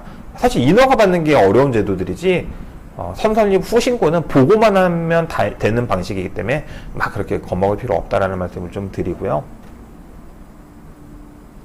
연구소 설립하는 기업들이 필연적으로 인지하셔야 되는 내용 중에 하나가 연구소 설립하는 기업들은 물적 요건과 인적 요건을 갖는다라는 걸 좀 기억해 주시면 좋습니다. 그래서 물적 요건은 공간에 대한 개념인데요.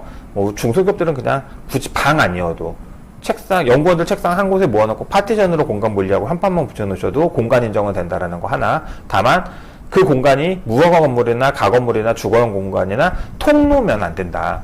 통로도 안 돼요. 통로. 예.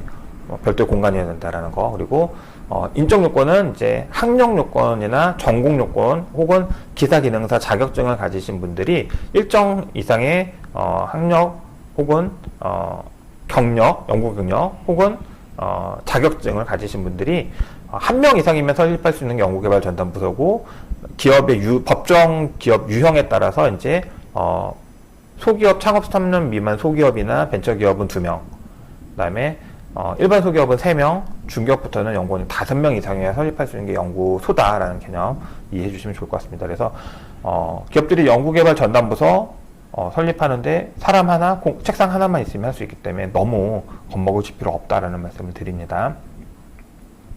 물론 이제 세금 절세의 장치로 연구소를 활용하려는 기업들은 조특법의 모든 연구가 되는 게 아니라 여기 기재해 드린 것처럼 새로운 과학적 기술적 진보를 가져오거나 새로운 서비스를 제공할 수 있는 경우에 한정, 새로운 과학적 기술적 진보를 가져오거나 새로운 서비스를 제공할 수 있는 경우 연구 주제가 이 범위에 있을 때만 세액공제 대상으로 인정해 준다라는 개념을 인지하셔서 연구 주제를 설립하시면 좋은데요. 사실은 이것도 나중에 바꿀 수 있습니다. 일단은 사람 하나, 책상 하나 해서 연구소 전담부서 세팅이 된다라고 하면 일단은 최대한 빨리 연구소 설립해 놓고 구체적인 서류, 뭐 주제 이런 것들은 다 나중에 바꿀 수 있다라는 말씀을 드리고요.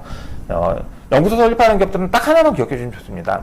반드시 사후관리가 필요로 합니다. 예.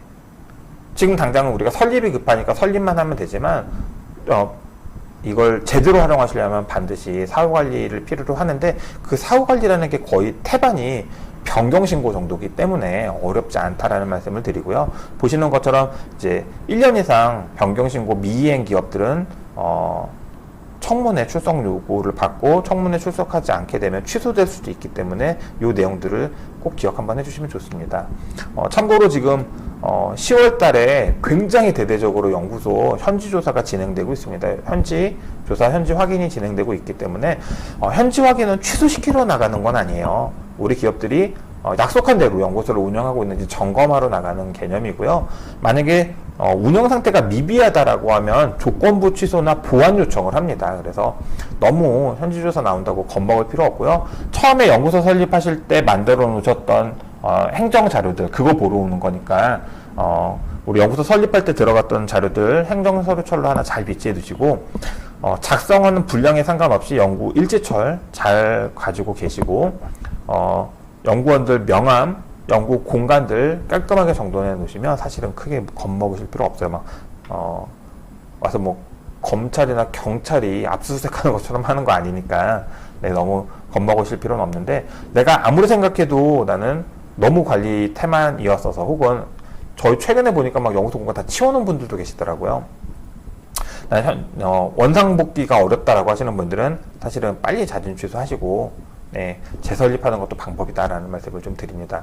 연구소는 직권 취소만 면하면 활용도가 떨어지지 않기 때문에 자진 취소하는 것도 방법이다. 자진 취소는 페널티가 없습니다. 그러니까 예를 들면 오늘 자진 취소하고 한국산업기술진흥협회에서 자진 취소를 받아주면 다음 주 월요일 날 다시 연구소 설립할 수도 있습니다. 그러니까 너무 막 이렇게 현지조사 나간다고 겁먹을 필요는 없지만 어쨌든 사후관리가 필요한 영역이다라는 건 기억해 주시면 좋습니다. 뭐 이건 앞에서 했던 내용인데요. 일단은 넘어가고요. 여기 보시면 이게 국세청에서 조세특례 제한법에 서식으로 제공해준 연구소 문서 작성하는 방법입니다. 그래서 연구배율이 세액공제를 받기 위해서는 여기 보시면 수행 내용 및 성과에 대해서 객관적인 근거 자료로 연구개발 주요 성과로서 특허권 신청 실적이나 실패 시 실패 내용을 기재해놔라라고 되어 있기 때문에 아주 부담스러운 금액 아니시면 1년에 한 번 정도는 특허 신청 실적을 갖고 계시면 되지 않을까 이렇게 말씀을 좀 드립니다. 인원이나 주제 변경도 다 가능하기 때문에 내용을 인지하고 계신 분들은 추후에 필요하시다라고 하면 저희랑 이제 개별 미팅 하셔서 연구 주제나 물적 요건이나 인적 요건도 변경 신고 가능하다라는 말씀을 드립니다. 사실은 연구소 활용의 가장 극적인 기업들은요, 뭐 벤처나 병역 특례 기업이나 벤처 기업을 유지하려고 하면 연구소가 거의 필수이기 때문에 이런 기업들은 연구소 관리가 좀 필요하고요. 입점이나 입찰 혹은 R&D 지원 사업을 신청하려는 기업들도 연구소가 필수 항목입니다. 연구소가 없으면 참여할 수 없는 항목이 많기 때문에 연구소를 좀 필연적으로 생각하시면 좋을 것 같고요. 세금이랑 무관하게 R&D나 입찰 입지랑 무관하게 나는 그냥 은행에서 담보대출, 사업자담보대출을 많이 씁니다. 이렇게 얘기하시는 분들은 연구소를 활용하시고 은행에다가 TCB, 기술실용평가 다시 좀 해달라고 하셔서 금리 인하를 확보하시면 사실은 굉장히 연구소를 유용하게 사용하실 수 있습니다. 네, 질문 주신 연구소 실사 나올 때 미리 연락이 오나요? 네, 맞습니다. 대부분은 공문을 미리 보내고요. 한 달 안에 나온다고 합니다. 공문에 기재되어 있습니다. 그런데 현실에서는 공문 발송 후 10일 이내에 나오는 경우가 많고요. 공문은 이미 보냈으니까요. 현장에 와서 현장에 오기 한 1시간 전에 방문 확인 전화 하는 경우가 많습니다. 무슨 얘기냐면 공문은 보냈잖아요. 그러니까 옛날처럼 막 검찰이 압수수색하듯이 경찰이 압수수색하듯이 이렇게 이제 법적으로 못해요. 얘는 그런 압수수색인 할 수 있는 수색할 수 있는 권한을 가지고 있는 곳이 아니기 때문에 옛날에 그렇게 했던 것들이 지금 굉장히 인권적으로 문제가 돼서 지금은 우리 기업이 현지조사 대상 이번 달 현지조사 대상 기업입니다라는 식의 공문을 보내고요. 현지조사 나가면 이런 것들을 확인할 테니까 미리 협조 좀 해주세요라고 얘기를 공문을 보냅니다. 미리. 그리고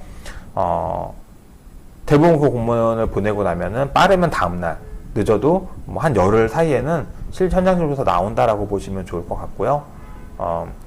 대부분은 이제 현장에 거의 다 와서 저희 근처에 왔는데 방문해도 되나요? 이렇게 연락이 많이 오십니다. 그래서 미리 공문을 받았다라고 하시면 앞에 보여드렸던 공문입니다. 이게 실제 요 공문이 실제 지금 10월 27일 날이네요. 9월 27일, 그러니까 엊그저께죠. 엊그저께 저희 고객사에 발송된 공문입니다. 예, 이번 달 당신네 기업 저희가 좀 현지조사 나갑니다. 이런 식의 공문이 메일이나 팩스로 발송이 되고 그러고 나오니까요. 네, 이런 공문을 받았다라고 하면 행정처리라든가 명함이라든가 연구 PC라든가 뭐 연구 일지라든가 한번 정비해 놓으시면 좋을 것 같습니다.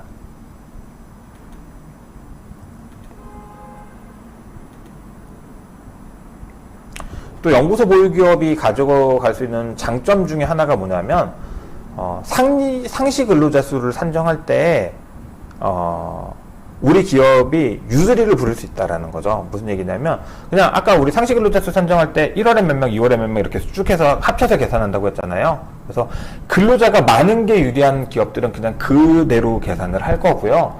근로자가 예를 들면 우리 뭐 10인 미만 근로자의 기업의 범주에 들어가야만 받을 수 있는 지원 사업이나 자금들은 우리가 10인 미만이라고 어필을 해야 되기 때문에 상시 근로자 수에서 이렇게 차감해주는 인원들을 기억하시면 좋습니다. 그래서 보통은 이제 등기 임원들, 감사, 법인의 대표이사, 그다음에 우리 법인의 가족들, 그러니까 대표나 최대 주식 가족들은 이제 상시 근로자로 보지 않습니다. 그래서 예를 들면 우리 근로자가 상시 근로자 수가 14명인데 그 중에 등기 임원과 대표의 가족이 4인이다 그러면 13명, 예를 들면 13명 중에 4명을 빼면 9명이 되기 때문에 이제 10인 미만 기업으로 신청할 수 있는 사업들을 신청할 수가 있는 거고요. 그 다음에 우리가 이제 통상은 무기정규직을 기준으로 보는데 채용 기간이 3개월 이내로 정해놓고 사용하는 이제 우리 알바생들 혹은 단시간 근로자 하루에 그러니까 1개월 기준으로 60시간 미만, 그러니까 하루에 2-3시간씩만 나와서 일하는 조건으로 일하는 단시간 근로자들도 사실은 4대 보험은 올라가 있지만 근로자 수에서는 빼줍니다. 그리고 기업부설연구소나 연구개발전담부서의 연구전담요원, 여기서 말씀드리지만 연구전담요원이에요. 보조요원들 자꾸 넣으시면 안 돼요. 연구전담요원들은 상시 근로자 수 산정할 때 빼고 산정해 줍니다. 그래서 예를 들면 우리가 개인 사업자고 가족은 아무도 없는데 11인 기업이에요. 그래서 10인 이하만 신청할 수 있는 소상공인 시장진흥공단의 정책자금을 신청할 수가 없다라고 하시는 기업들은 예를 들면 2명으로 연구소나 전담부서를 세팅해 버리시면 세액공제는 안 받더라도 연구원 2명이 상시근로자수에 차감되면서 우리는 9명 있는 기업으로 어필을 해서 이제 소상공인 시장진흥공단에서 정책자금을 받는 팁으로 활용할 수도 있습니다. 그리고 2021년 이후에 계속 이슈가 되고 있는 건 이제 벤처기업입니다. 벤처기업 확인 제도가 이전에는 기보 중진공이 주관해서 업무를 하다가 지금은 민관 벤처기업 확인위원회라는 민간기관에서 해당 업무를 취급하게 바뀌었고요. 과거가 2년 주기로 갱신하는 방식이었다라고 하면 지금은 이제 3년마다 신규 심사를 받아야 되는 방식으로 바뀌었다. 그래서 민간 주도형 벤처기업은 심사 기간만 45일 정도. 왜냐면 대부분의 기업들이 혁신성장 유형이나 연구개발 유형으로 벤처 심사를 받아야 되시기 때문에 통상 45일 정도 걸린다라는 개념을 좀 가져주시면 좋을 것 같습니다.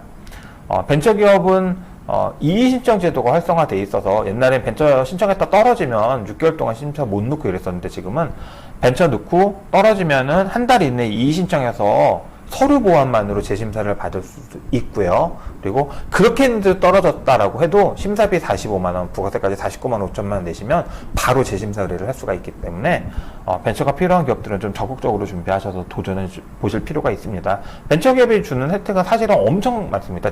사실은 모든 인증 중에서 가장 혜택이 많은 게 벤처기업이기 때문에 창업기업이 받으면 제일 좋고요. 그렇지 않더라도 이제 금융적으로 대출 한도를 늘리고 금리 조건을 우대를 받고 나중에 주식거래라든가 세제상으로 활용하시기도 좋고 이제 광고 지원도 된다라는 거 기억해 주시면 좋을 것 같습니다. 그래서 그리고 연말까지 법인 사업자로서 벤처를 운영하는 기업들이라고 하면 또 좋은 혜택 중에 하나가 벤처기업 소득공제라는 제도가 있습니다. 이건 뭐 저도 활용하는 제도인데요.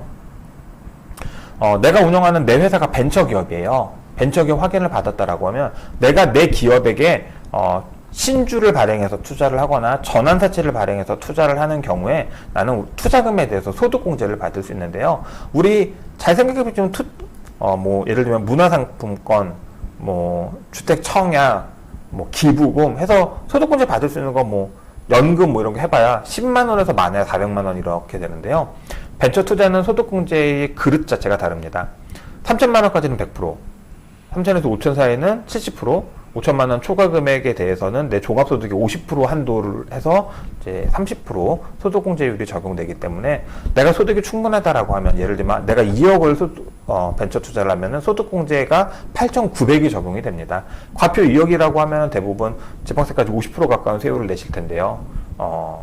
8,900이 소득공제가 되면은 적어도 뭐 4천만 원 이상의 세금을 리턴 받으시는 거기 때문에 네, 소득공제로 돌려받으시는 거기 때문에 사실은 굉장한 수익률이죠. 네, 그래서 벤처기업을 운영하시는 분들은 내가 내 기업에 투자함으로써 소득공제를 받을 수도 있고요. 아니면 전략적으로 이렇게 고소득 자영업자들에게 우리가 벤처기업임을 어필해서 이제 투자를 소득공제를 우리가 제공해 줄 수 있으니 이렇게 투자해 달라라고 해서 요즘 중소기업들이 아주 중요한 그러니까 꼭 기관에서 대출받는 게 아니라 이렇게 전환사채로 투자자들을 모집해서 사업에 필요한 재원을 확보하는 재무 전략으로 활용하기도 한다라는 말씀을 좀 드립니다. 벤처기업 소득공제는 뭐 저희가 여러 번 드렸지만 특수관계자도 다 가능하다. 내국인이기만 하면 다 가능하고 투자기간이 3년 이상이기만 하면 된다라는 내용을 쭉 표시했습니다. 그리고 우리 기업이 조금 정말로 효과적으로 활용할 수 있는 인증 중에 하나가 특허입니다. 특허를 가진 기업들은 이제 IP 보증이라고 해서 서울신용보증재단이나 기술보증기금이나 신용보증기금에서 특허를 담보로 하거나 특허를 평가해서 대출해 주는 경우들이 있고요. 내가 예를 들면은 A 기업이 가지고 있는 특허나 그 특허에 관련된 사업 파트를 인수한다라고 하면 특허 인수자금에 대한 대출도 가능하기 때문에 사실은 특허를 가지고 있으면 다양하게 활용할 수 있다라는 말씀을 드립니다. 다만 특허 하나 가지고 여기도 받고 저기도 받고 이건 안 되고요. 특허가 있는데 만약에 내가 기술력이 좋다, 매출이 낮다, 그러니까 상대적으로 기술력은 있는데 매출이 낮아요 라고 하시는 분들은 그냥 기보 가서 IP 보증을 받으시면 맞고요. 나는 사실은 특허는 형식적인 건데 매출이 좀 괜찮아요, 신용등급도 괜찮고 하시는 분들은 사실은 신보로 가시는 게 훨씬 유리합니다. 그래서 이 내용만 좀 기억해 주시면 좋을 것 같고요. 다만 특허를 만들려고 지금 막 그 특허 컨설팅을 받는 기업들이 생각보다 많으세요. 네. 기억하셔야 되는 게 지금 특허 신청하신다라고 해서 특허가 연말까지 나온다고 아무도 장담할 수 없습니다. 그러니까 이제 특허는 우선 심사를 받을 수 있는 기업이나 분야 제품이 대부분 정해져 있기 때문에 또 우선 심사가 한두 달 걸리는 경우는 거의 없기 때문에 지금 특허 신청을 해서 연말까지 내가 특허를 출원을 받겠다라고 하시는 분들이면 사실은 원하시는 효과를 못 볼 수도 있다라는 말씀을 미리 드리고요. 그럴 것 같으면 차라리 특허를 사시는 것도 방법이다라는 말씀을 드립니다. 저희가 현장에 다녀보니까 이런 제안들을 하는 컨설턴트들이 많으세요. 2022년 비대면 바우처를 받고 특허 출연해서 정책자금도 받고 R&D도 받아라. 그러면서 대출 받으면 10%, 뭐 30%, 뭐 특허 내는데 800만 원, 1000만 원, 연구소까지 뭐 300만 원, 500만 원 막 이렇게 해서 막 그 안건마다 비용을 붙여서 돈이 엄청나게 들어가는 경우들 또 있다고 하는데 사실은 대부분 합리적이지도 않고 효과적이지도 않다라는 말씀을 드립니다. 이치 안 맞고요. 그렇게 특허를 이병돈 대표님 들어와 계신데 우리 특허 전문가님이신데요. 여기 보시면 이 컨설팅 하시는 분들이 특허 우선 초고속 특허 뭐 이런 얘기를 하시는데 현실적으로 저런 거는 제가 알기로 없고요. 예. 특허 나오면 뭐 특허 안 나오면 환불해 준다고 했다는데 어지간하면 특허는 나오죠. 문제는 그 특허로 정책자금을 받고 R&D를 받을 수 있느냐, 그걸 당부할 수 없다라는 말씀을 드리는 겁니다. 그래서 저기 뭐 특허 설립하는데 관리하는데 300만 원이라고 하시는데 연구소 시선 파트너 통해서 연구소 컨설팅 받으시면 연구소 설립은 무료로 해드리고요. 관리 수술 한 달에 15만 원씩 받습니다. 저희 자문료 내시고 있는 고객사들은 다 무료로 해드리고 있으니까요. 제발 이렇게 다른 데 가서 눈먼 돈 안 쓰셨으면 좋겠어서 이렇게 말씀을 드렸고요. 저 기업 저렇게 영업하시는 분들이 사실은 공정거래위원회에서 이렇게 말도 안 되는 광고 행위로 해서 검찰에 고발한 적이 있었던 사례들이 있습니다. 저렇게 뭐 특허 하나 낸다고 해서 대출 받고 세금 감면 받고 R&D 받고 이게 말도 안 되잖아요. 그래서 저런 내용들 너무 현란한 말들에 속지 않으셨으면 좋겠다라는 말씀을 좀 드립니다. 우리 곽정 대표님, 특수관계인도 본인의 회사에서 소득공제 받을 수 있는 거지요? 라고 말씀 주셨는데, 네, 가능합니다. 앞에서 제가 판례 질의응답 국세청에 남겼던 거 보여드렸는데요. 내국인이기만 하면, 예, 투자기간 3년 이상의 신주 혹은 전환사채 투자일 때 소득공제 가능하십니다. 네. 대표가 본인 회사에 하는 것도 되고요. 네. 우리 회사의 직원들, 임직원들이 하는 것도 되고요. 우리 회사랑 무관한 다른 사람들이 우리 회사에다 벤처 투자해도 소득공제 받을 수 있고요. 다만 외국인은 안 됩니다. 내국인에 한해서만 된다는 말씀을 드리고요.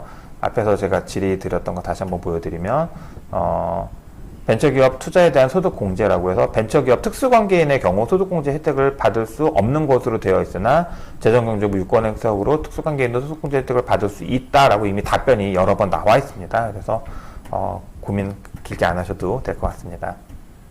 그래서 특허 관련해서 너무 말도 안 되는 뭐 특허 하나 내서 비용 많이 들여서 특허 하나 내면은 대출도 되고 이것도 되고 저것도 되고 막 이렇게 컨설팅 하시는 분들이 있는데 다 말도 안 되는 조치다. 특허가 있다고 반드시 대출이 되는 것도 아니고 특허가 있으면 반드시 R&D 사업을 지원받는 것도 아니기 때문에 최근에 비대면 바우처도 뭐 말도 안 되는 업체들한테도 비대면 바우처 나래서 저는 공짜니까 받아라 이런 식으로 얘기하는데 공짜 아니에요. 자부담금이 있습니다. 그래서 작지만 자부담금이 있고요. 더 중요한 거는 저거 받아서 우리 기업들이 쓸 데가 없어요. 예, 공짜냐 아니냐 그 문제가 아니라 저 견적을 받았던 업체가 주방용품 도매하는 업체인데요.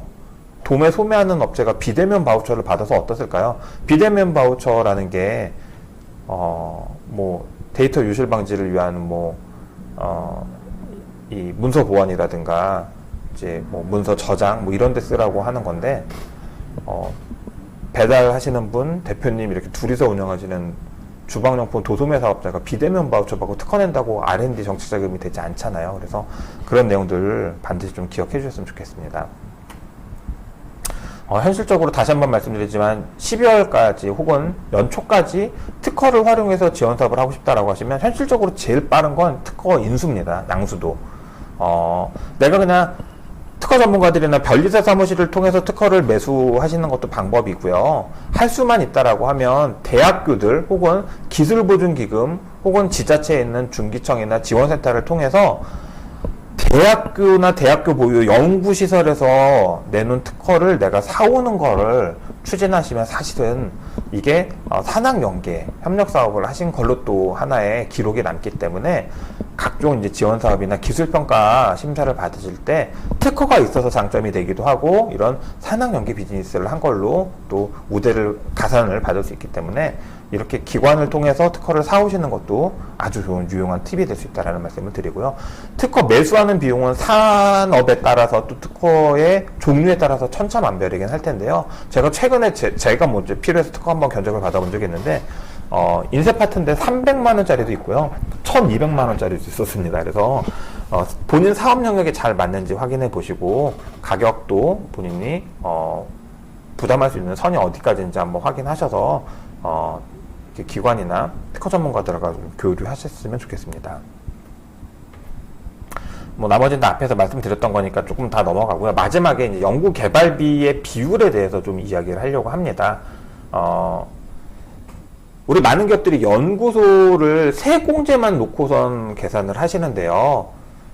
세액공제를 받지 않더라도 사실은 손익계산서나 원가명세서에 인력개발비 혹은 자산계정의 개발비 계정으로 회계 계정에 일정 금액 이상의 수치를 갖는 게 굉장히 중요합니다. 그 수치를 기준으로 해서 우리 기술 평가에 반영이 되어 있기 때문에 연구개발비를 우리 매출액의 뭐 최소 3%, 할 수만 있다라고 뭐 5% 이상의 연구개발비를 비율적으로 관리하신다라고 하면, 그래서 인건비나 자재비나 이런 것들을 이 비율에 맞춰서 회계 처리하신다라고 하면 세공제 안 받더라도요, 기술평가에서 굉장히 많은 시너지가 나기 때문에 그 부분 반드시 좀 기억해 주시면 좋고요. 제가 하나 더 강조하고 싶은 건 뭐냐면 연구소를 가지고 있는 기업들인데요. 예를 들면 연구원이 3명이에요. 3사람 인건비가 1억입니다. 그런데 장부상에는 경상연구비에 5천, 그리고 판관비, 인건비에 5천 이렇게 들어가는 경우들이 생각보다 훨씬 많으세요. 근데 이게 세무 처리는 똑같아요. 세무 처리는 똑같을 수 있는데 기업의 기술력 평가나 R&D 비율 평가에서는 굉장히 시비가 많이 갈리기 때문에 기업 입장에서는 우리가 회사의 예산의 일정 포지션을 항상 R&D에 투자하고 있다라는 회계 계정과 숫자를 기록으로 만들어 가시는 훈련이 필요하고 세무사 사무실과 그런 교감을 하시는 게 굉장히 중요합니다. 네. 그리고 이걸 할 수 있는 기업이라고 하면 직무발명보상제도라는 걸 도입하시고 집행 기록을 남기시는 것도 굉장히 중요합니다. 직무발명보상제도를 도입하는 거는 그냥 직무발명보상제도 규정집 하나 다운받아서 공포하시고 회사 내에 위원회 설치하셔서 직원들이 연구개발해서 그걸로 특허 신청을 하게 되면, 실용신안 신청을 하게 되면 그들한테 포상금을 주는 방식이세요. 근데 그 포상금 자체가 기업 입장에서는 연구비 쓴 걸로 처리가 돼서 세공제 25%가 되고요. 받은 근로자들 입장에서는 비과세 소득이 됩니다. 근데 우리 기업이 그렇게 그냥 경영성과급 주는 것보다는 그렇게 직무발명 보상금 주는 방식으로 집행을 했을 때 우리 기업의 공헌도 기술 관련된 점수가 굉장히 많이 높아지기 때문에 직무발명 보상제도를 도입만 하지 마시고 반드시 집행 사례를, 보상금 집행 사례, 지급 사례를 남기셔서 이 R&D 비율과 직무발명 보상제도만 잘 활용하셔도 뭐 벤처나 이노비즈 심사하실 때 굉장히 많은 시너지가 난다라는 말씀을 드립니다. 이제 마무리 지으려고 합니다. 여기까지 잘 따라들 오셨나요? 우리 저희 졸지 않고 경청 잘 해주셨다라고 하면 우리 숫자 1 한번 쭉 찍어 볼까요? 네, 이렇게 1 다 주무시나요? 아유, 감사합니다. 잘 따라와 주셨네요. 네, 감사합니다. 잘 따라와 주셨네요. 네. 이제 마무리 지으려고 합니다. 4분기 이제 들어갑니다. 10월이면 4분기가 되기 때문에 지금 이미 점포들 다녀보시면 우리 점포는 할당된 실적 다해서 올해 더 대출하지 않습니다. 이렇게 나오는 은행 지점들도 있습니다. 그래서 연말 되면 더 빨리 소진될 거기 때문에 자 연말 연초 그러니까 23년 정책자금을 기다리시는 분들은 굳이 무리 안 하셔도 좋고요. 근데 예를 들면 이런 거죠. 22년도 매출 추세가 21년보다 많이 빠졌어요. 우리 힘들어요. 라고 하시는 분들은 내년 자금을 기획하시는 것보다 최대한 오래 받을 수 있는 대출을 다 받아놓는 게 유리합니다. 다시 한번 정리합니다. 2022년 매출이 아무리 생각해도 2021년보다 많이 빠질 것 같아요. 라고 생각하시는 분들은 내년 결산 나오기 전에 22년 결산이 나오기 전에 미리 대출을 받는 게 좋습니다. 그리고 나는 지금 올해 급한 유동성은 다 마련했고 내년에 잘 준비해서 내년 자금을 쓰겠습니다 하는 분들은 내년을 준비하시면 좋습니다. 다만 이제 올해 연말까지 추가적으로 자금을 조달하셔야 되는 분들은 세 가지를 고민하셔야 됩니다. 첫 번째는 금리 인상, 환율 인상 그리고 우리 지금 기업들의 부실률이 굉장히 높아지고 있습니다. 9월 달에 또 우리 정책자금이랑 소진공, 그다음에 소상공인시장진흥공단, 신보기보, 코로나 피해기업, 태풍 피해기업, 환율 인상 피해기업들에 대해서 원리금 상환 유예를 또 3개월 연장해줬습니다. 이 얘기는 무슨 얘기냐면 사실은 사고기업들이에요. 지금 부실률이 굉장히 높아지고 있어서 부실률이 높아지면 금융기관 입장에서는 사고날 위험이 적은 신용등급 우수기업들, 재무지표 우수기업들, 자산 보유 기업들한테만 대출을 해줄 수밖에 없습니다. 그래서 환경이 어려워지면 신용등급이나 매출이 좋은 기업이 아니면 대출받기가 점점 어려워진다는 걸 좀 기억해 주실 필요가 있고요. 그래서 내가 신용등급도 좋고 매출도 늘었고 자산도 많아요 라고 하시는 분들은 내년 자금을 기대하시는 게 좋고요. 나는 자산도 없고 매출도 별로일 것 같은데요 라고 하시는 분들은 올해 받을 수 있는 자금들을 받으시면 좋습니다. 지금 당장 우리가 매출이나 담보를 활용할 수 있는 분들은 그냥 은행 가서 받으시면 제일 좋고요. 법인 대표님들 같은 경우에는 대표님들 은행에 신용대출을 미리 받아두시는 게 유리할 수 있습니다. 그러니까 야 대출 받으면 이자가 너무 세 이렇게 얘기하시는 분들도 있는데요. 그거는 협상하셔서 은행 대출 이자는 얼마든지 뭐 아주 막 반토막 5%짜리 신용대출을 2%로 만들 수는 없지만 거래 점수 협상하고 뭐 부대 거래 해주고 소득 늘리고 자산 재평가하고 하면 금리는 조금씩 조정할 수 있기 때문에 자금 경색이 휘말리기보다는 은행 통해서 담보나 신용대출을 최대한 활용할 수 있는 분들은 활용하시고요. 매출이 되는 분들은 그냥 신용보증기금이나 이런 재단 통해서 대출을 받으시는 것도 현명한 방법이다라는 말씀을 드립니다. 그리고 난 매출도 좀 애매하고 신용등급도 좀 애매해. 사실은 집도 우리 집 아니고 공장도 내 거 아니야 라고 하시는 분들은요. 당장 받을 수 있는 대출이 거의 없어요. 그러면 그 기업들은 무언가 구색을 좀 갖춰서 준비한 다음에 대출을 신청하셔야 됩니다. 제일 좋은 게 이제 기술보증기금이나 중진공 정책자금입니다.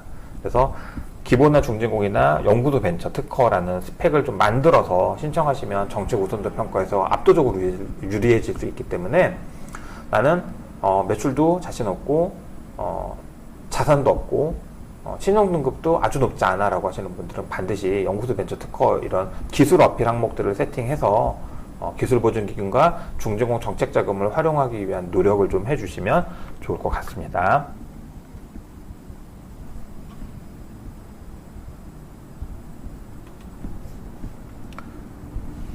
네, 뭐 여기까지 지금 저희가 드릴 수 있는 말씀은 다 드린 것 같고요. 나 이도저도 안 될 것 같은데 라고 하시는 분들도 가끔 있으세요. 그런 기업들은요 신규 창업을 하시는 것밖에 방법이 없습니다. 그래서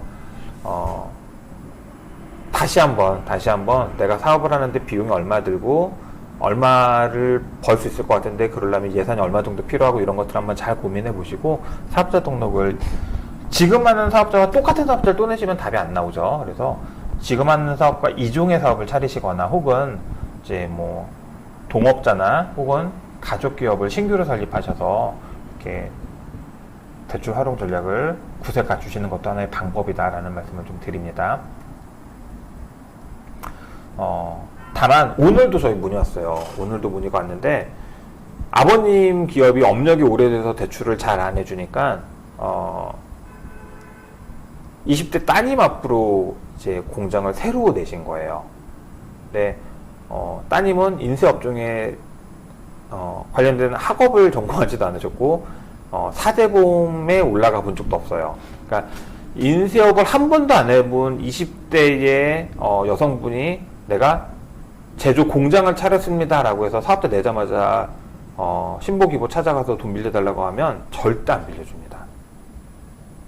다시 한번 말씀드리는데 사업자만 냈다고 대출을 해주는 게 아니기 때문에 사업자 등록을 하기 전에는 내가 동업종 종사 이력, 객관적으로 확인할 수 있는 4대보험 등록 기록 혹은 관련된 학과 졸업 이런 스펙이 되는지 확인하시고요. 대부분 학과랑 맞출 수는 없기 때문에 최소한 몇 개월이라도 동업종의 직원으로 등록을 해서 내가 근무 경력이 있었고 이 업에 대한 이해가 있어서 창업한다라는 스토리를 짜신 다음에 그걸 근거 자료로 남기신 다음에 사업자 등록을 내시고 3에서 6개월 정도 영업을 하셔서 영업 기간 동안에 보여줄 수 있는 매출이 나오셔야 창업자금 신청 대상이 된다라는 걸 다시 한번 좀 기억해 주시면 좋을 것 같고요. 기왕 창업하는 거 대출만 신경 쓰지 마시고 업종, 업태, 소재지, 창업자의 연령을 잘 감안하시면 지금 드리는 것처럼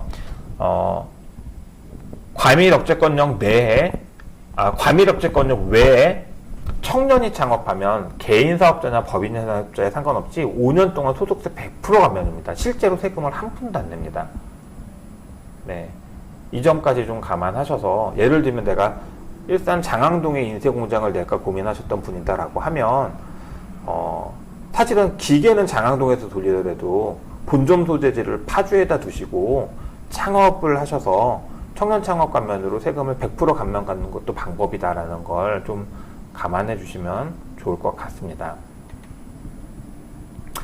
다만 앞에서 우리 한번 쭉 봤던 창업 감면 업종에 해당해야 하기 때문에 도소매업을 차리시는 분이면 뭐 크게 고민 안 하셔도 되고요. 이 전략적으로 창업 감면 대상 업종을 영위할 수 있는 분들이라고 하면 대출 내 효율이나 세금의 효율을 위해서라도 가족 창업을 한번 고민해 보실 만하다라는 말씀을 좀 드립니다. 그래서 저희가 준비한 건 여기까지고요. 질의응답이 있으시면 시간 관계상 지금 주시면 좋을 것 같고 제가 중간중간 계속 답변을 드렸는데 있으시면 계속 이렇게 그냥 채팅창에 질의를 주시고요. 없으시면 이제 마무리 단계로 넘어가도록 하겠습니다. 뭐 강의 끝나고도 개별적으로 연락 주시면 저희가 대면 미팅해서 궁금증은 좀 해결해 드리기 위해서 노력하겠습니다. 저희가 며칠 전에 이제 그 스타트업 창업 기업들의 임직원들을 대상으로 하는 이제 회계 강의를 좀 듣고 온 적이 있었는데요. 요즘에 3%쇼라는 거 많이 보시는지 모르겠습니다. 그 3%쇼에 출연하는 이지용 세무사님이 이제 VC 헤드시기도 한데요. 이지용 회계사가 직접 이제 오셔서 스피치를 해주는데요.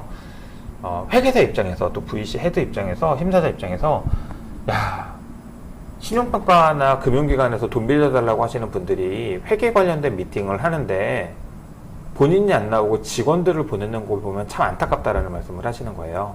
왜냐하면 재무는 시켜서 할 수 있는 게 아니라 창업자 본인의 인지 수준이 높아져야만 기업이 따라갈 수 있는 거기 때문에 예를 들면 대표가 재무제표를 못 보는데 뭐가 문제인지 모르고 뭘 해결해야 우리 기업 신용등급이 높아질 수 있는지 감을 잡지 못하고 있는 상황에서 직원들한테 가서 이거 회계사랑 미팅하고 와 이렇게 얘기하는 것 자체가 자기는 너무 안타깝다라고 하는 거죠. 그래서 직원들은 그 문제를 발견해도 업무 지시를 할 수 있는 역량이 없고 사실은 대표가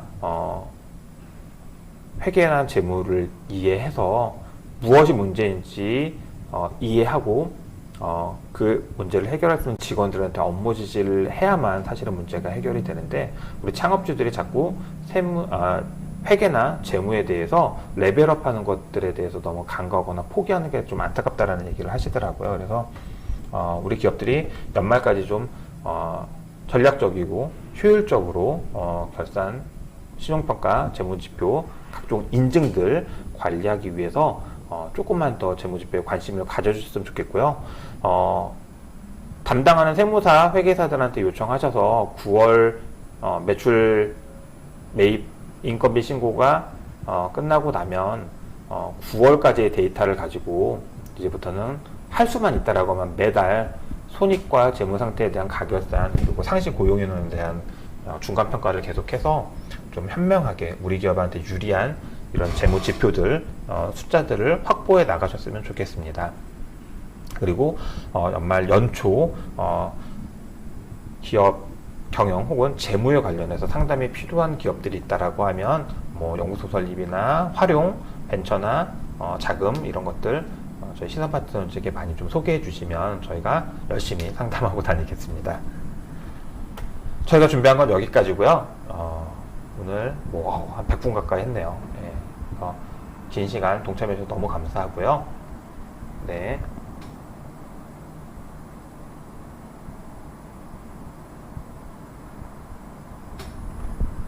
네, 맞습니다. 지금 질문 주신 것처럼 김 전 대표님이 질문 주신 것처럼